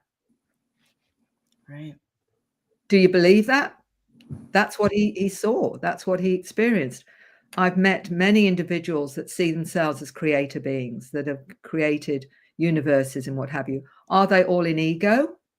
Or are they actually all saying, this is my reality. This is what I can do. This is part of who I am, Because okay, so when you experience the astral realm, like I always say that because I've been to a sand world that everything it's very bizarre. I don't know how to explain it, but it's a world that you kind of create a structure in, but I don't even know how to explain it from that point on. But I mean, some of these things that are there, I mean, where do they all, kind of collide or come in? Why are they so unique to the individuals? That individual, like basically so important to that specific role. And I guess how many people do you think that are really creators or like in this, and how many are pawns that are just placed here to kind of you know, put us in, or roadblocks, or however you want us to look at them. What do you think about all that? Well, I'll go back to a 9-year-old who was talking about God. And she said, God isn't male or female. She said, it's an ultra-terrestrial. It comes from the place of light, love, and the angels. And we all come from there. And she said, and we decide to experience various levels of light. And we start at the darkest, and gradually the souls all help each other through these different levels, so that those that we're helping move forward, we're being helped to move forward, and gradually back to the source was the way that she described it. So you can take that as one way of looking at the soul journey, if you like, for whatever sense that makes of you. Interestingly, another 7-year-old that said he's from the future said that God wasn't, again, a being as such. It was an ultraviolet light that creates. So in other words, a frequency, and we're all in that frequency of consciousness, which I think is all of us, you know. So again, how do you choose or want to choose your understanding of source? You know, it doesn't matter to me. You can see it as male, female, you can see it as energy, you can see it whatever you like. Maybe we'll get some of the answers when we move from here and get a better understanding of what that is. Quite honestly, what really only matters is, what does your heart tell you and what makes sense to you? Because that's okay. It's okay however you want to interpret that. If that makes you a better person, living your best self, then that's all that really matters, you know. And I don't care which way you go with that, really. I only know what makes sense to me. That's so true. Yeah, no, wow, that's unbelievable. I'm like, if you're not living in the here and now, like it's a lie. Well, you know, I mean, not necessarily truth. It's your truth, but it's distorted. Like you said, how did you say it's authenticity then is not there, right? Am I understanding that right? It's about what we resonate to. And, you know, ultimately the big challenge on this planet is, are you going to listen to all these individuals around you that got pieces of paper or other ways of saying they're greater than you are, whether it's in religion, science, education, or whatever, all these pieces of paper that say, I'm your guru, I know what's reality, or whatever. Ultimately, what we're programmed into, and particularly in religion, is that we're sinners. You know, I always remember getting really pissed off about that as a Catholic, you know, as Adam and Eve was naughty and ate the apple, and I'm being blamed for it. You know, that I have a real problem with that too. Yeah, you're right. You're right. As a kid, that's not fair. Why am I getting blamed for something somebody did centuries ago, you know, and I'm a sinner? But what that's saying is that there's already something wrong with you. You know, everybody's boy. You're right. You're right. You know, it wasn't okay to me, you know. That was just not. That was not my choice. That was not mine. Yeah, I did not consent to that. Like, yeah, you're right. So yeah, that's exactly how I think too. Ultimate in disempowerment is saying that you're already a sinner before you even, you know, do anything. Oh no! I mean, I couldn't even get to school in the morning without, you know, and then the mortal sins, and they were coming down. It's like, oh my God, really? We grow up with this programming that we're already bad, you know. So trusting yourself and trusting your integrity and what have you is a big move to saying, you know, that's not true for me, that actually I'm not. And what I say to people is, the reason I help them to validate their own source and their own higher knowing and whatever is, that is their highest true self that's guiding them during this life. And that's the one that we've all got. It's the only thing we've got, really, because you can choose to give your power away to all these gurus and people that say they know more than you, or you can choose to know that you were born with what you need to get through this life, because it wouldn't make any sense otherwise, would it? You know, to be born without what you need. So we've got everything we need. We've just lost the understanding and awareness that we have it. So how do we reclaim it? And we reclaim it by honoring our highest truth, our highest resonance, because that's actually all we've got at the end of the day, because nobody is the master of everything. Nobody knows everything. I mean, I've got my 5-year-old granddaughter occasionally that tells me she knows everything. Yeah, my kiddo. He thinks it's you once in a while. I know. Oh yeah. Right? I say, you know, that's great, you know. And it sort of makes me laugh. But the bottom line is that she does, on one level, know everything. True. I mean, when you're looking at it, yeah, you're right. And talk in accordance, like, to the ego death, like I've done like the Cambo thing and the Bufo stuff, like, but to really release all that, how, I guess, in the ego death of somebody who doesn't really go the medicine route or go that way, how would you describe that process, or how do you know when the ego is not interfering in it? Well, it's a good question, because of course ego is given a bad press, isn't it? Or maybe you're in ego, you're full of yourself and what have you.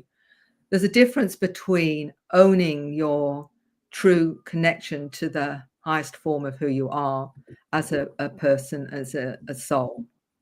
That's different to saying to other people, I'm great, I know it all, listen to me, follow me, I'm the best you're ever going to get. That's completely different to somebody who has this knowing that they are all that they're meant to be, and that they're being all they're meant to be. And they're generally, the ego isn't actually part of that. You don't need ego when you're being your true integral self, because it comes over you being grounded and balanced and in harmony. And you don't have to say to people, I'm grounded and in balanced and harmony, because they see it. So you are in that space. It's not ego. It's just owning your truth, and it's owning your awareness and who you really are. And that we all need to do. And that's the difference between, the sinner you get in religion, and being told that the hierarchy has got a closer connection to God than you have, which to me is, absolutely ludicrous, because in fact it's often the opposite to that anyway. But you know what I'm saying is, we're being drawn back to ourselves, to our own awareness, our understanding, and our soul source. This is what we need to do if we're to be what we've come here to be. And that's the truth. The truth is already there, but we've just got to own it. Yeah, that acceptance. Yeah. Yeah. That's some people accepting and being comfortable in their skin. I mean, that Yes. when you can stop caring what everybody else thinks and you're living that true, authentic, there's nothing else better. There really isn't. But it's so much easier, I feel like, for people to hold on to that negativity, or to hold on to, it's safer for them to stay there than it is just to leave and let it go. I think it's very hard for people. Many of the star seeds have said to me, I have awareness that I am so much, I've got abilities and understanding and awareness that is so great, it scares me. They're actually afraid of their potential. And I say, well, why is that? Because I don't want to misuse it. I want to know that I'm going to do the right thing with this awareness if it happens. I said, well, you've got that awareness for a reason. And the reason will be made available to you when you're ready, because your superconscious will guide you with that. And you will be able to then perhaps access it without the fear that you're going to misuse it, because you'll be in a different awareness of who you are anyway, with the understanding of that. But I've heard this so many times where I've got so much more that I know I can do. I'm just afraid of it. I'm afraid of what the potential is. Wow. Yeah. And then that fear, that's Yeah. in that box, back in that box. So it's just like a continuation of when you get there, but it's like once you level by level, and it just slowly, Yes. like, you'll adjust. You really will. Trusting yourself. I So think what gains that trust in yourself? Is it knowing yourself? Is it accepting yourself? Is it, where do you see as like a really pivotal moment where people can transcend then into that like self-actualization moment, or, whatever you want to call it, I guess? I think each soul is different. It's just like some people have the Kundalini awakening and others won't have that. They'll have a different way of being activated. Each soul just chooses when that is. But sometimes I have people come to me and they'll say, Mary, I know I've got a mission. I've got something to do. I just don't know what it is yet. And my answer to that is, and I've said it many times, is your soul isn't going to let you miss the bus, because it's worked too hard to get you here in the first place. So when you need to know where that next step is, it'll be in front of you. In fact, your soul will probably slap you around a bit and say, come on, wake up. You've got stuff to do now, or whatever. Enough of the vacation. It's time to go. The mission's going. You're not going to die and say, oh, I missed it. I missed it because of this, or I missed it because no, your soul's worked too darned hard to get you here and to get you to that point. It's going to make sure one way or another you get it. And you're not going to like it very well. The more intervention there is when that world smacks it right back in your face, because you know you're going there. You know, it's just like, oh Yes. boy, you don't make those changes for yourself. It's going to happen and you're not going to like how it happens. So do you think people who kind of choose to navigate through that or face some of that, like I'm thinking about now, like I've been smacked by that a few times and I feel like poosh, you know, but it's something I always felt like a change that needed to happen. It just finally broke. It was that straw that broke the camel's back. Yeah. And for some people, it will be very dramatic because their soul has needed that to be part of their experience. And others, it's a process through their life, depending on your role, depending on what you're meant to do. And everyone, you know, a lot of these children coming through, they've come from other dimensions, other realities, other frequencies as well. And they're coming with their abilities and awareness to assist in that, you know, so it is multiversal almost in that sense, that we are connecting with many different galactic intelligences that are part of this huge shift that's going on this planet. And everything, of course, is involved in that. The animals, the plants, everything that is part of this consciousness is involved in this activation. And many people have noticed that, for example, that animals are becoming a lot more intelligent or appear to be a lot more conscious. More conscious, more aware of who they are. Oh, absolutely. Seeing it. And what's fascinating to me is the numbers of people that are communicating with animals or plants or whatever. And I know a veterinary surgeon, for example, that not only communicates with the pets that come in and tells the owners what the pets are saying to them, but also when they pass on, she passes on the messages from the pets to the owners that are grieving them as well. Now, this is a veterinary surgeon that's able to do that. And I met so many others that are now communicating with animals and whatever, and plants and crystals. And I recall this 6-year-old that held a meteorite in his hand. And he was saying the meteorite's telling me its feelings, where it landed, and other things around its experience. And the mother's saying, how do you know what it's saying? He said, it's telling me in my head. And this is a 6-year-old explaining that. Wow. Where are they coming from, Mary? Like, is this like one of the children that we've seen above the crafts that kind of look out? I know Polly, too, she was talking, about implants. I'll go there next. So I guess in some of that, like the contact or the children that, you know, you've come in contact with, do you think that those kind of memories, or how do you know, I guess, too, the screened memories or what's screened? Because you talked about that before. Yeah. Well, if someone's got a phobia of something like the owl, you know, the owl outside the window, or feeling like there's something coming towards them that looks like a cat with big eyes, or they've got an absolute fear of clowns or Santa Claus, when you take them into hypnosis, one of the questions is if they say, well, I'm seeing what looks like a clown. I always remember one of the accounts of a young man who had an accident, and he didn't know how the accident happened. And I facilitated him, taking him to a point where he was picked up by a craft, and he didn't know the accident happened after he'd been picked up by the craft. That's another story. But he said, I'm looking down and I'm seeing clown's shoes. And I said to him, look again. Oh, they're grey feet and there's 4 digits and whatever. And then slowly the clown changed into a grey. Oh, wow. So what do you mean by 4 digits? I've heard you say that before. Some of the greys, not all of them. Some of the zetas have only 4 digits. They don't have the thumb as well. They just have 4 long things. Okay. Now I understand what you're saying. Too, Andrew Rollins, he was actually right when I first started experiencing crafts. He was one of the people that, I mean, there was just a few of us that kind of grouped together, and he was one, so it's very special to me. But he wanted to know, Mary, what you mean by frequencies. Well, frequencies are really everything that's around us in terms of sound, vibration. Because that was what Nikola Tesla said. Everything in the universe is frequency, vibration, and frequency, vibration, and sound. I think. I'm sorry, I'm misquoting him. Bless him. But anyway, everything to do with frequency. Ultimately, we're all frequency. This is why when you open up more multidimensionally, you're able to see beyond the 3D frequency. You're able to see spirit, orbs, and energies and whatever.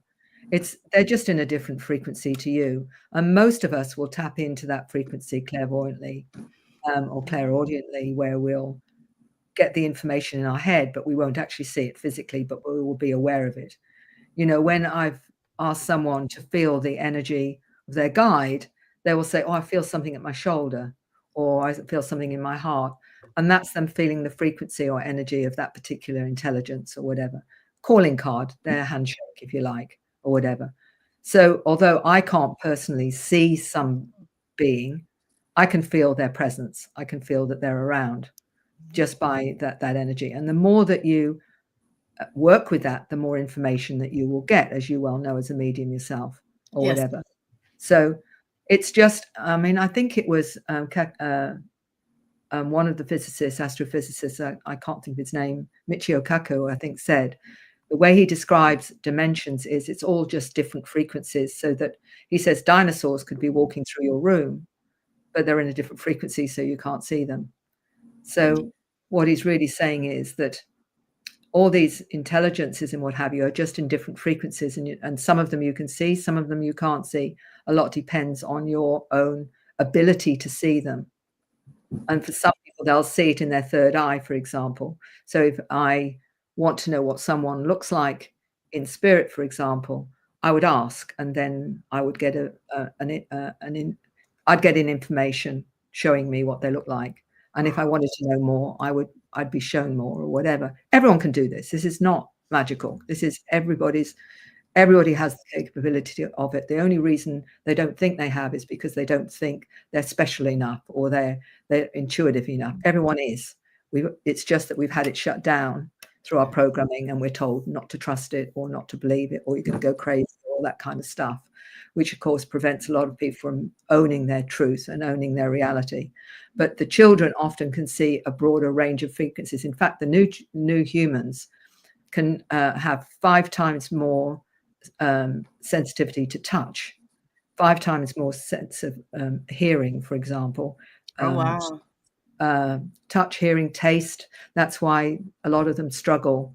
You know how some kids struggle with loud noises and whatever, because they're actually getting a broader band of noise and experience. So that's just the physical senses. Everything's 5 times. That makes more sense. So I can't even sit next to somebody who's chewing in synchronicity. It will drive me insane. I have to move. I was like it's so crazy. So how does somebody adjust their frequency, or maybe like open up to more, or your bandwidth? I go, so we're not really adjusting, we're opening up a bandwidth is what you're saying. You're already in that bandwidth. The difficulty is not always knowing that you are. And there are ways of stabilizing things that are a bit overwhelming at times. And I talk about that in The New Human with Dr. Lena Olson, who talks about needing choline and some other dietary things that you need, because it's not only talking about what's going on, but the solution to it, if there is one, and there is one. A lot depends on what you're eating, what minerals and things to stabilize your body, because it's operating at a higher frequency. And then, of course, there's all your multidimensional abilities as well. You're sensing, you're knowing, you're feeling, the information that's coming in as downloads and whatever, and managing that and understanding what's going on and why it's happening and who are you working with and why are you working with them and what is your mandate and whatever. And so that you've got a greater idea of who you are. And you may, sometimes when I'll ask in some of the sessions that I do, have you got a connection to any star system? And it's a question they maybe never been asked. And when they come out, they'll actually say, yes, it's Pleiadian or it's Andromedan. And when they come out of it, why did I say that? I said, you said it because it's your truth. You said it because part of you knows already you have a connection to that particular star system. Otherwise, you wouldn't have said it. Right, Syrian. Like I can't even explain why, but it's all comes back to that area. It's crazy. That's right. You just have to ask the question. Mm-hmm. And the question when they're in a space where they're not judging it by their left brain, where the left brain isn't coming in and saying, oh, you can't say that. Oh, that sounds too weird. Oh, you know, that's not okay. all those messages you get from left brain are going to disqualify it probably. So when they're in their altered state, that's when I ask the questions that they don't have conscious recall of. And then it just comes out. Oh yes. And also they might say up for us or whatever. Is there anything else? Yes, it's another dimension. Right out of the blue, they'll say that. Why did I say that? Why would I say something like that? I said, because it's your innate knowing that's telling you that. So I like to ask questions they don't have answers to, not consciously. And then it just comes out. So are you entering them, like, I guess what we would call like an intersubjective experience? You're like right there with them in all of this, right? That's a good question. Yes, I found out that I was. To give you an example, when I told you about the young man moving one planetary object from one dimension to another, in my mind, before he said it, I said it's a planet. I could see it was a planet. So before he even said it's a planet, I was actually being shown it was a planet. So I found that when you go in that frequency, you're actually also participating in what's actually going on and seeing some of what's going on. And that's been useful, because when I'm in that space with someone, I'm taking them on board a craft and they're seeing beings and what have you. They may not know what they need to know, but my team does, or their team does. And that I might get, they need to look around the room to the right. That's important. And I'll say, I want you to look all around the room, especially to the right. What are you seeing? Because I've already been guided to ask the right question. So you're basically their sight in so many ways, right? Like you're seeing unfiltered, obviously, because you're knowing what's coming in and what's going out. Like that's the way that I interpret it is that I have a connection to intelligence that guides me to their intelligence and to what they most need to be aware of as part of the session. So I'm aware that there's a kind of flow that goes on that assists me to ask the right questions, and questions they may not have even thought to ask, but they actually need to know because of the connection that connects. Because we're all together, we're all connected. It's not separate, we're all connected to each other. So wow, you're like stitching yourself right in there. Like, how did you get to this place where you're able to do this and tolerate it and go with? I mean, you're talking about, you have to have some phenomenal self-awareness and what's going on in your body. I mean, that's unbelievable. How did you get here to this place in this? I mean, this is amazing. Well, I don't think it's amazing in the sense that we all have the ability to do it. But what helped me gain confidence in it for more than anything else was I spent 3 years training with that side of myself with a group of individuals, and 2 of them were clinical psychologists. So I thought to myself, I'm going crazy in good company, aren't I? Right. Oh God, that's so true. One was a nursing sister. There was another one that was a homeopath. And what we did was basically explore all of this, which was, remote healing, all different kinds of energy work and what have you, and honing the skills so that we knew how it worked. And I particularly needed to know how it worked. So I would say, okay, so I'm going to test you now with this, guys. And I would test them to make sure that whatever was coming through was accurate or whatever. And then I spent 2 years training 2 other groups how to do the same thing, because everyone can learn this. They just have to want to. That's all. But it's just reminding them of what they already know, and to start trusting that inner knowing and saying, you can do this, because you can, because everyone can. Wow. So you actually will, people that are coming in and you'll take them through this training and help them understand all I think that's fascinating. Where do I sign up? This is unbelievable. Well, hypnotherapists that want to work on a deeper level, I say to them, well, you've got to know how you work multidimensionally so that you can understand how your client works multidimensionally. Because, the thing is, many of them are opening up to their awareness. Guiding them through that, you have to know how it works so that you can guide them and help them through that so that they can actually start to use it in a way that's useful to them. So I would make sure the hypnotherapists already know how to take people into trance, but how do you access that part of yourself to facilitate even more awareness and understanding by being on that frequency, that things will come to you when you're taking somebody into that space and you'll be shown stuff. So, And it operates really interestingly because it expands all your awareness. For example, one person said to me, I'm in a medieval town and it's really, really smelly. They were going, well, you know, they used to throw feces and urine and on the cobblestones and whatever. Immediately, I'm getting the smell. And I'm going, oh, it's pretty horrible, isn't it? You know, whatever. Where you're tapping into that frequency. And everyone can do this. This is not magical. This is just knowing that it's possible, because all you're needing to do is be open to accepting the data as it comes to you. That's So all you're it is. turning your senses, like you're tuning in every single sight, sound, hear, like just Yeah. I mean, if someone comes to me, the first thing I'll say is to my team, step back, because I want to do the human thing first. So I want to actually have a chat. Without all right. Oh without boy, wow. And then I'll say, okay, now what's going on? So I get the package of what is going to be the most useful to them. Okay, what's going to be the most helpful to you? What is it that you need to do to move forward? And then from that, we work out the strategy of which way they need to go to get answers and understanding. I will tell you one story. Was a lady who came in with 3 pages of questions. And I remember thinking, in 2 hours, I've got to get through all these questions, 3 pages. And anyway, I take her into the space and she says, I need you to be quiet now, Mary, because I'm going off somewhere and I'll tell you when I come back. So I'm sitting there, dead silence for about 10, 15 minutes thinking, oh, well, this is interesting. I've got not a clue what's going on. And then she comes back and I said, well, I've actually got 3 pages of questions here. And she said, don't worry, they're not important. They're not important anymore. Wow. And she came out of it. She got everything she wanted in that space of quiet where her consciousness went somewhere else, and obviously got the answers that she needed. So it was actually a very easy session because I didn't have to do anything really except for take her into that space. Oh man. I just sat there. It was just dead quiet. And then I'm thinking, I've got all these questions still, when am I going to get through all of these questions? None of She them just were went right above it. Yeah, rose right above it. Wow. relevant. So you never know what you're going to be faced with this. But the value of being able to tap in is, what do I do now? What's going to be the most useful here?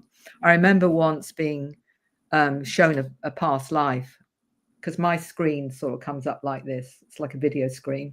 Oh wow. They were showing me a past life of this individual. And I said, look, I can't say that because I can't prove it. Because, I'm all about being professional and ethical. I'm just saying something when I've got no way of validating it, didn't sort of feel right. They said, Mary, just say it. It'll make sense. They get very patient with me because I'm awkward.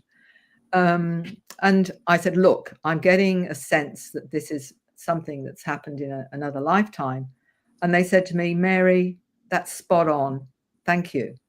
So now when I get stuff, I said to them, so where is the way of validation? They said the validation is the acceptance of the data. Just like if you were giving somebody advice, they can choose to take it or not take it. You're not saying it as an absolute. You're saying, this is what I'm sensing or getting. Does that make sense to you? And if it does, they'll take it, just like you would do anything else. You're not making it an absolute in any way. And I will just say, my sense is this, or something occurs to me, it might be useful to look at this.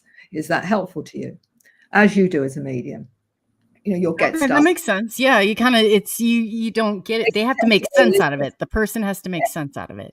It's not for me, it's for them. And I've learned now to trust whatever comes through, which is sometimes very scary because you've got no way of monitoring that information. It's either going to come through, and if it does, you're either going to honor it without coloring it. And that's what I talk about, coloring information.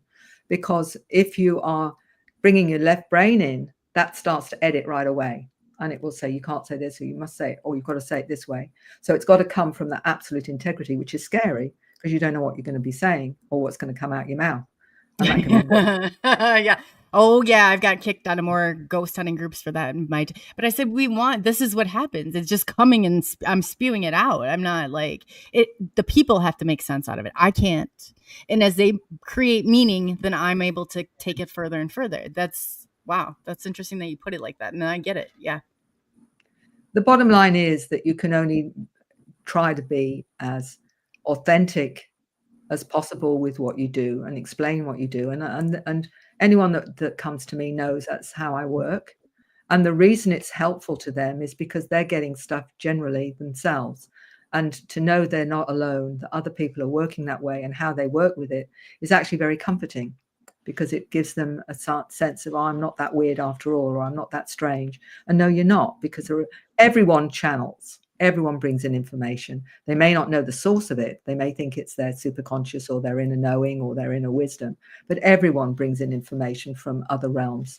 They just don't always know the source of it. And I say to those that don't, I say, don't you think you ought to find out where your source is? Because you're talking to your best friend behind a wooden door. Don't you think you should open it and say, what's your bio?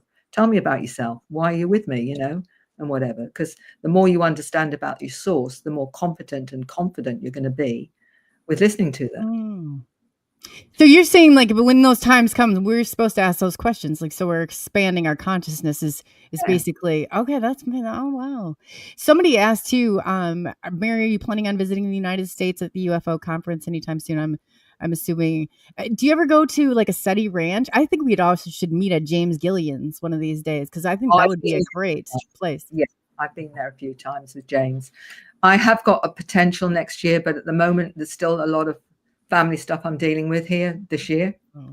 If that all gets resolved, then I'll start to look at traveling again. I haven't traveled for a couple of years or whatever, but I do a lot of online conferences, and that's been very useful, to be able to do it from home. And where would somebody find, can you tell them, like, why they have everybody here, like, where would somebody find where your classes are? Because I'm ready to go look at you're absolutely amazing. So where can they find, and, because so many people are seeking this, like, just to get to that next level. You're amazing. Well, all you have to do is email me, and I'm on my website. You can go onto my website. I'm also on Facebook. I'm also on Telegram and Messenger. So if they want to expand that side of themselves, and really for many experiences, it's just understanding more of their connection to these intelligences, and how to expand their own awareness and understanding of that. And they can do it one of two ways, and either way depends on what you're feeling comfortable with, So all they need to do is email me. That's amazing. So can you give them your email address here real quick, and then I will go ahead and I will add that to the notes on there and get it added up to your show. So just for right now, so people can, and especially the audio side, we do broadcast this out to many your favorite streaming channels. So just so they have that, and it's recorded too. Okay. Well, it's one word, Starline, STARLINE, at IINet. That's IINET. So Starline at iinet.net.au.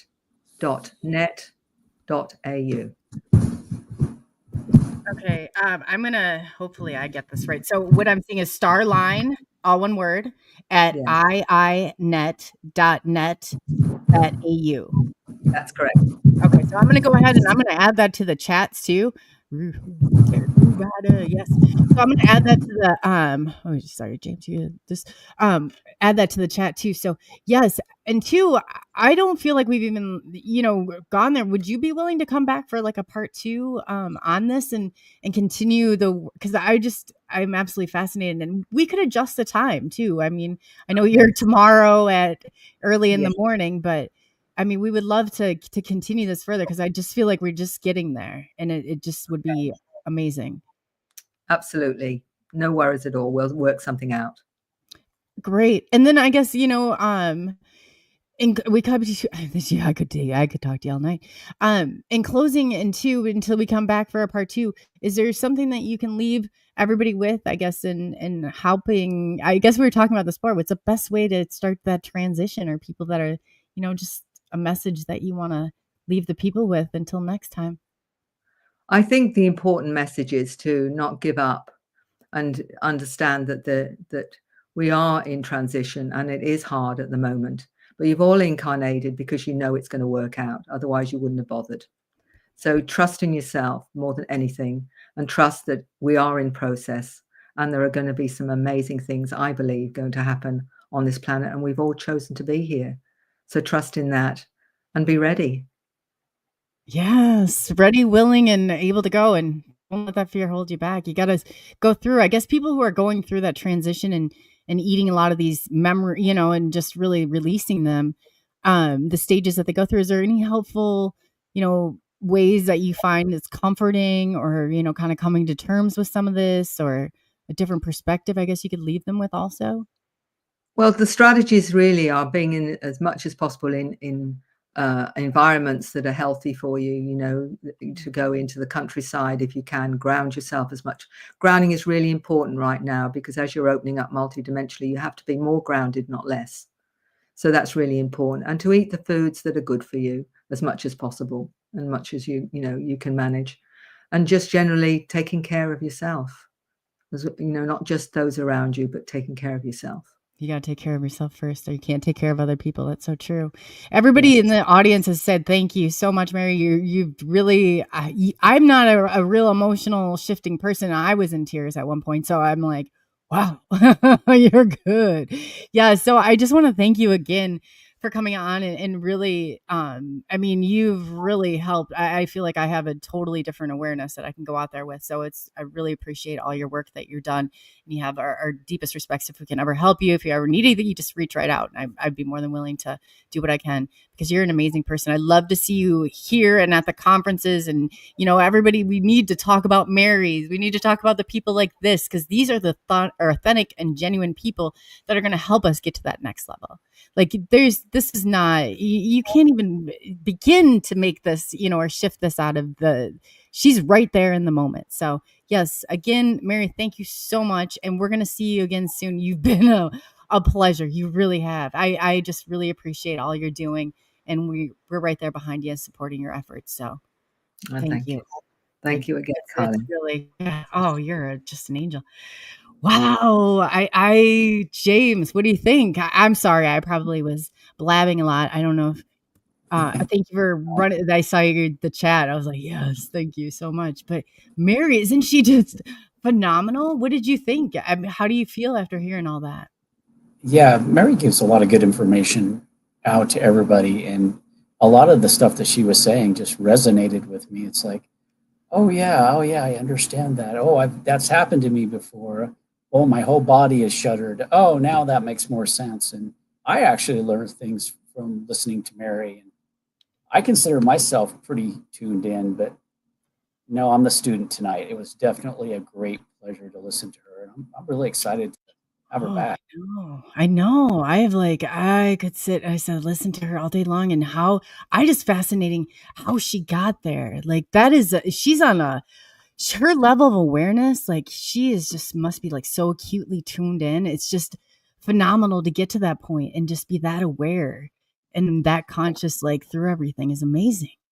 Yeah, that'd be great, because I went to a hypnotherapist, a regression person, and he just said, okay, give me 25 questions that you want me to ask, and then I have questions I want to ask. Well, it was only an hour long, but I learned a lot from it, but I would sure like to have Mary sit down and I know. Make for a while. sense out of all this stuff. Oh gosh, I feel like you'd go to a totally different plane with that. I mean, Yeah. that's a wild ride. That's exciting, amazing, and everything all at once. I can't wait to continue this journey with her. She's so amazing. Oh yeah. I'm just excited. I would love to take an online class with her. So yeah, I'll have to Me look. too. Yes, I know. Oh my gosh. I can't even, oh man. That's amazing. James too, and everybody who doesn't know James Kelly is my brother from another mother. We are the Star siblings here. So you want to tell them, James, who you are, where they can find you, and how they locate your book and stuff, so we can, people can kind of become more familiar with you. You're amazing. Sure. Yeah. I'm James Kelly. I grew up in American Fork, Utah. I've been an experiencer since I was 6 years old, when I was received by the Octurians and found out I was a star seed sent with a message of love and acceptance and trying to help others on this earth to get to the next level. And I kept all this hid when I was abducted by the Greys as well, my whole life. And I've kept it inside. Not even my wife knew for 30 years of our marriage until last year. So I decided to write a book, Lone Believer, which goes through the time I was age 6 all the way to the present day, and explains everything that's happened to me and how I got through it on the other end. So if anyone is interested in that book, you can actually look for it on Amazon. Just look under James Kelly's books and it'll come up as Lone Believer. Or you can go to my website for my author's page. That's author James Kelly's books.com, and that will be able to, you'll be able to click the link there and it'll take you back into Amazon either way. Would you be able to type that in the chat just so I have it and I can grab it and throw it in there Yeah, so let me- everybody knows? let me So, go. but yeah, I would love for, I mean, you guys, James is, he's got such amazing abilities too. It's just, I absolutely, experiencers have a special place in my heart. Like, it's just obviously, you know, but wow, that's awesome. And then two, we are going to be kicking off season 2 starting August 1st. We got Daryl Denton coming up, who is your Tennessee Bigfoot guy, and some really exciting people that do James, Peter we have, and then we're going to have Mary back. So we got some exciting stuff coming up, you know, so stay tuned and we'll try and keep you as best in the loop as we can. And if you have evidence or compelling things that you want to bring forward, and, you know, like I said, you know, in the guest or anything like that, please, like, we would be more than happy to get that information out there if it's authentic and genuine, and definitely, you know, so many people are so passionate about what they do and they have such a niche that I want to try and get, you know, pieces of that out so everybody can kind of connect to this one way or another. But yes, in closing, James, you want to leave the people with anything? Yeah, in closing, I have a Facebook page that is Lone Believers, and I post every day. I post very spiritual thoughts, downloaded thoughts from the masters and from the beings. And so if you ever have a chance, I think Chloe has that link that she can send to you on Facebook. Yeah, or you can go into our groups. If you're on Facebook, go into the SNX radio group and I'll have him drop it in there, and at the STARS T.A.R, the experiences group, we can drop it in there. James, I'll get you set up there so you have like moderation abilities and you can put those links in there for the people, and we'll make sure that they get out so they can check out your stuff, and we can keep, I'm going to keep tabs. I probably did, but I just lost that awareness. So yes, please post those in there and we'll get those all up. And I'll also add them into, if you're listening to this on the live streaming side, we'll try and get all those added into the comments section and updated. So you can contact Mary, you can contact James, you can, you know, we can get you all connected because it's all about connections, definitely. So in saying that, did you want to leave us some wise words of wisdom?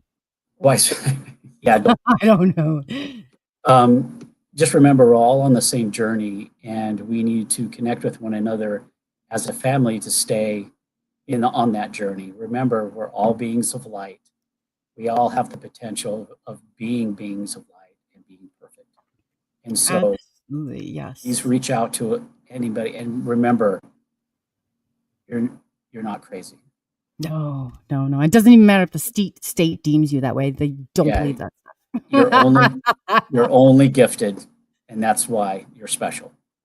Absolutely. And you know, it's like I always say, like, I'm me. It doesn't matter. At the end of the day, I'm me. It's not for everyone. I take that back, but I'm still me, and that's just the way it is. So yes. And James, he's you know, so I want to defend him. If you hurt his feelings, I'm going to come hunt you. No, I'm joking. Well, not really. No. Not really. Will too. Be careful. She's feisty. I am too. Yes, I'm all about that. So again, thank you everyone for taking the journey into the unknown with SNX Radio. We are going to say enjoy your weekend and stay safe, and we will be updating soon. So we got some exciting stuff going on and exciting people coming on and back. So thank you again for everybody watching.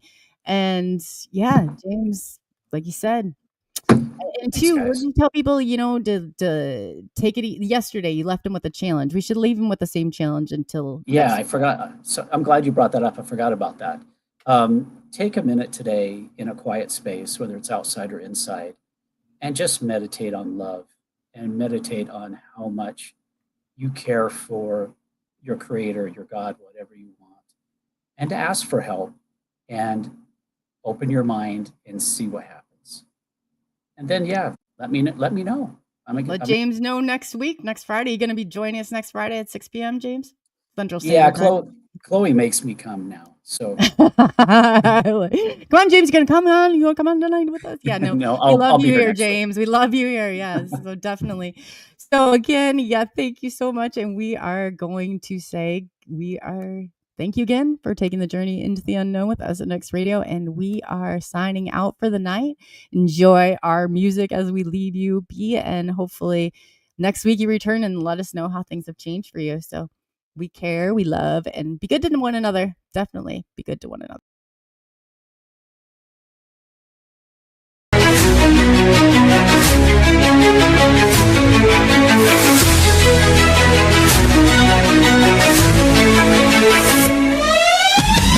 Unraveling the mystery, secrets in the night. We travel through the cosmos, ready for the flight. Together we shine, casting shadows aside, in the heart of the rhythm where our dreams collide. Join the submission, next quest, the truth is our guide. In the vast expanse, it's where we reside. Hands up to the sky, let the bass ignite. Feel the grooves around us, everything's alright. From the combination heights, quest, the truth is our guide. In the vast expanse, it's where we reside. Hands up to the sky, let the bass ignite. Feel the grooves surround us, everything's alright. SNX Radio, let the truth ignite. Together we'll shine, bring shadows to light. In this cosmic dance, we're connecting the dots. Tune into the frequency, let's explore the spots. Heavy bass drops with tight beats. Illuminate the shadows, the echo of our call. On this road we will never fall. Feel the energy rising, can you sense the spark? As we dive deeper into the cosmic arc. Stories of the universe, mysteries unfold. In the heart of SNX, where the truth is gold. Every note we play, every line we write, crafting our legacy, shining ever bright.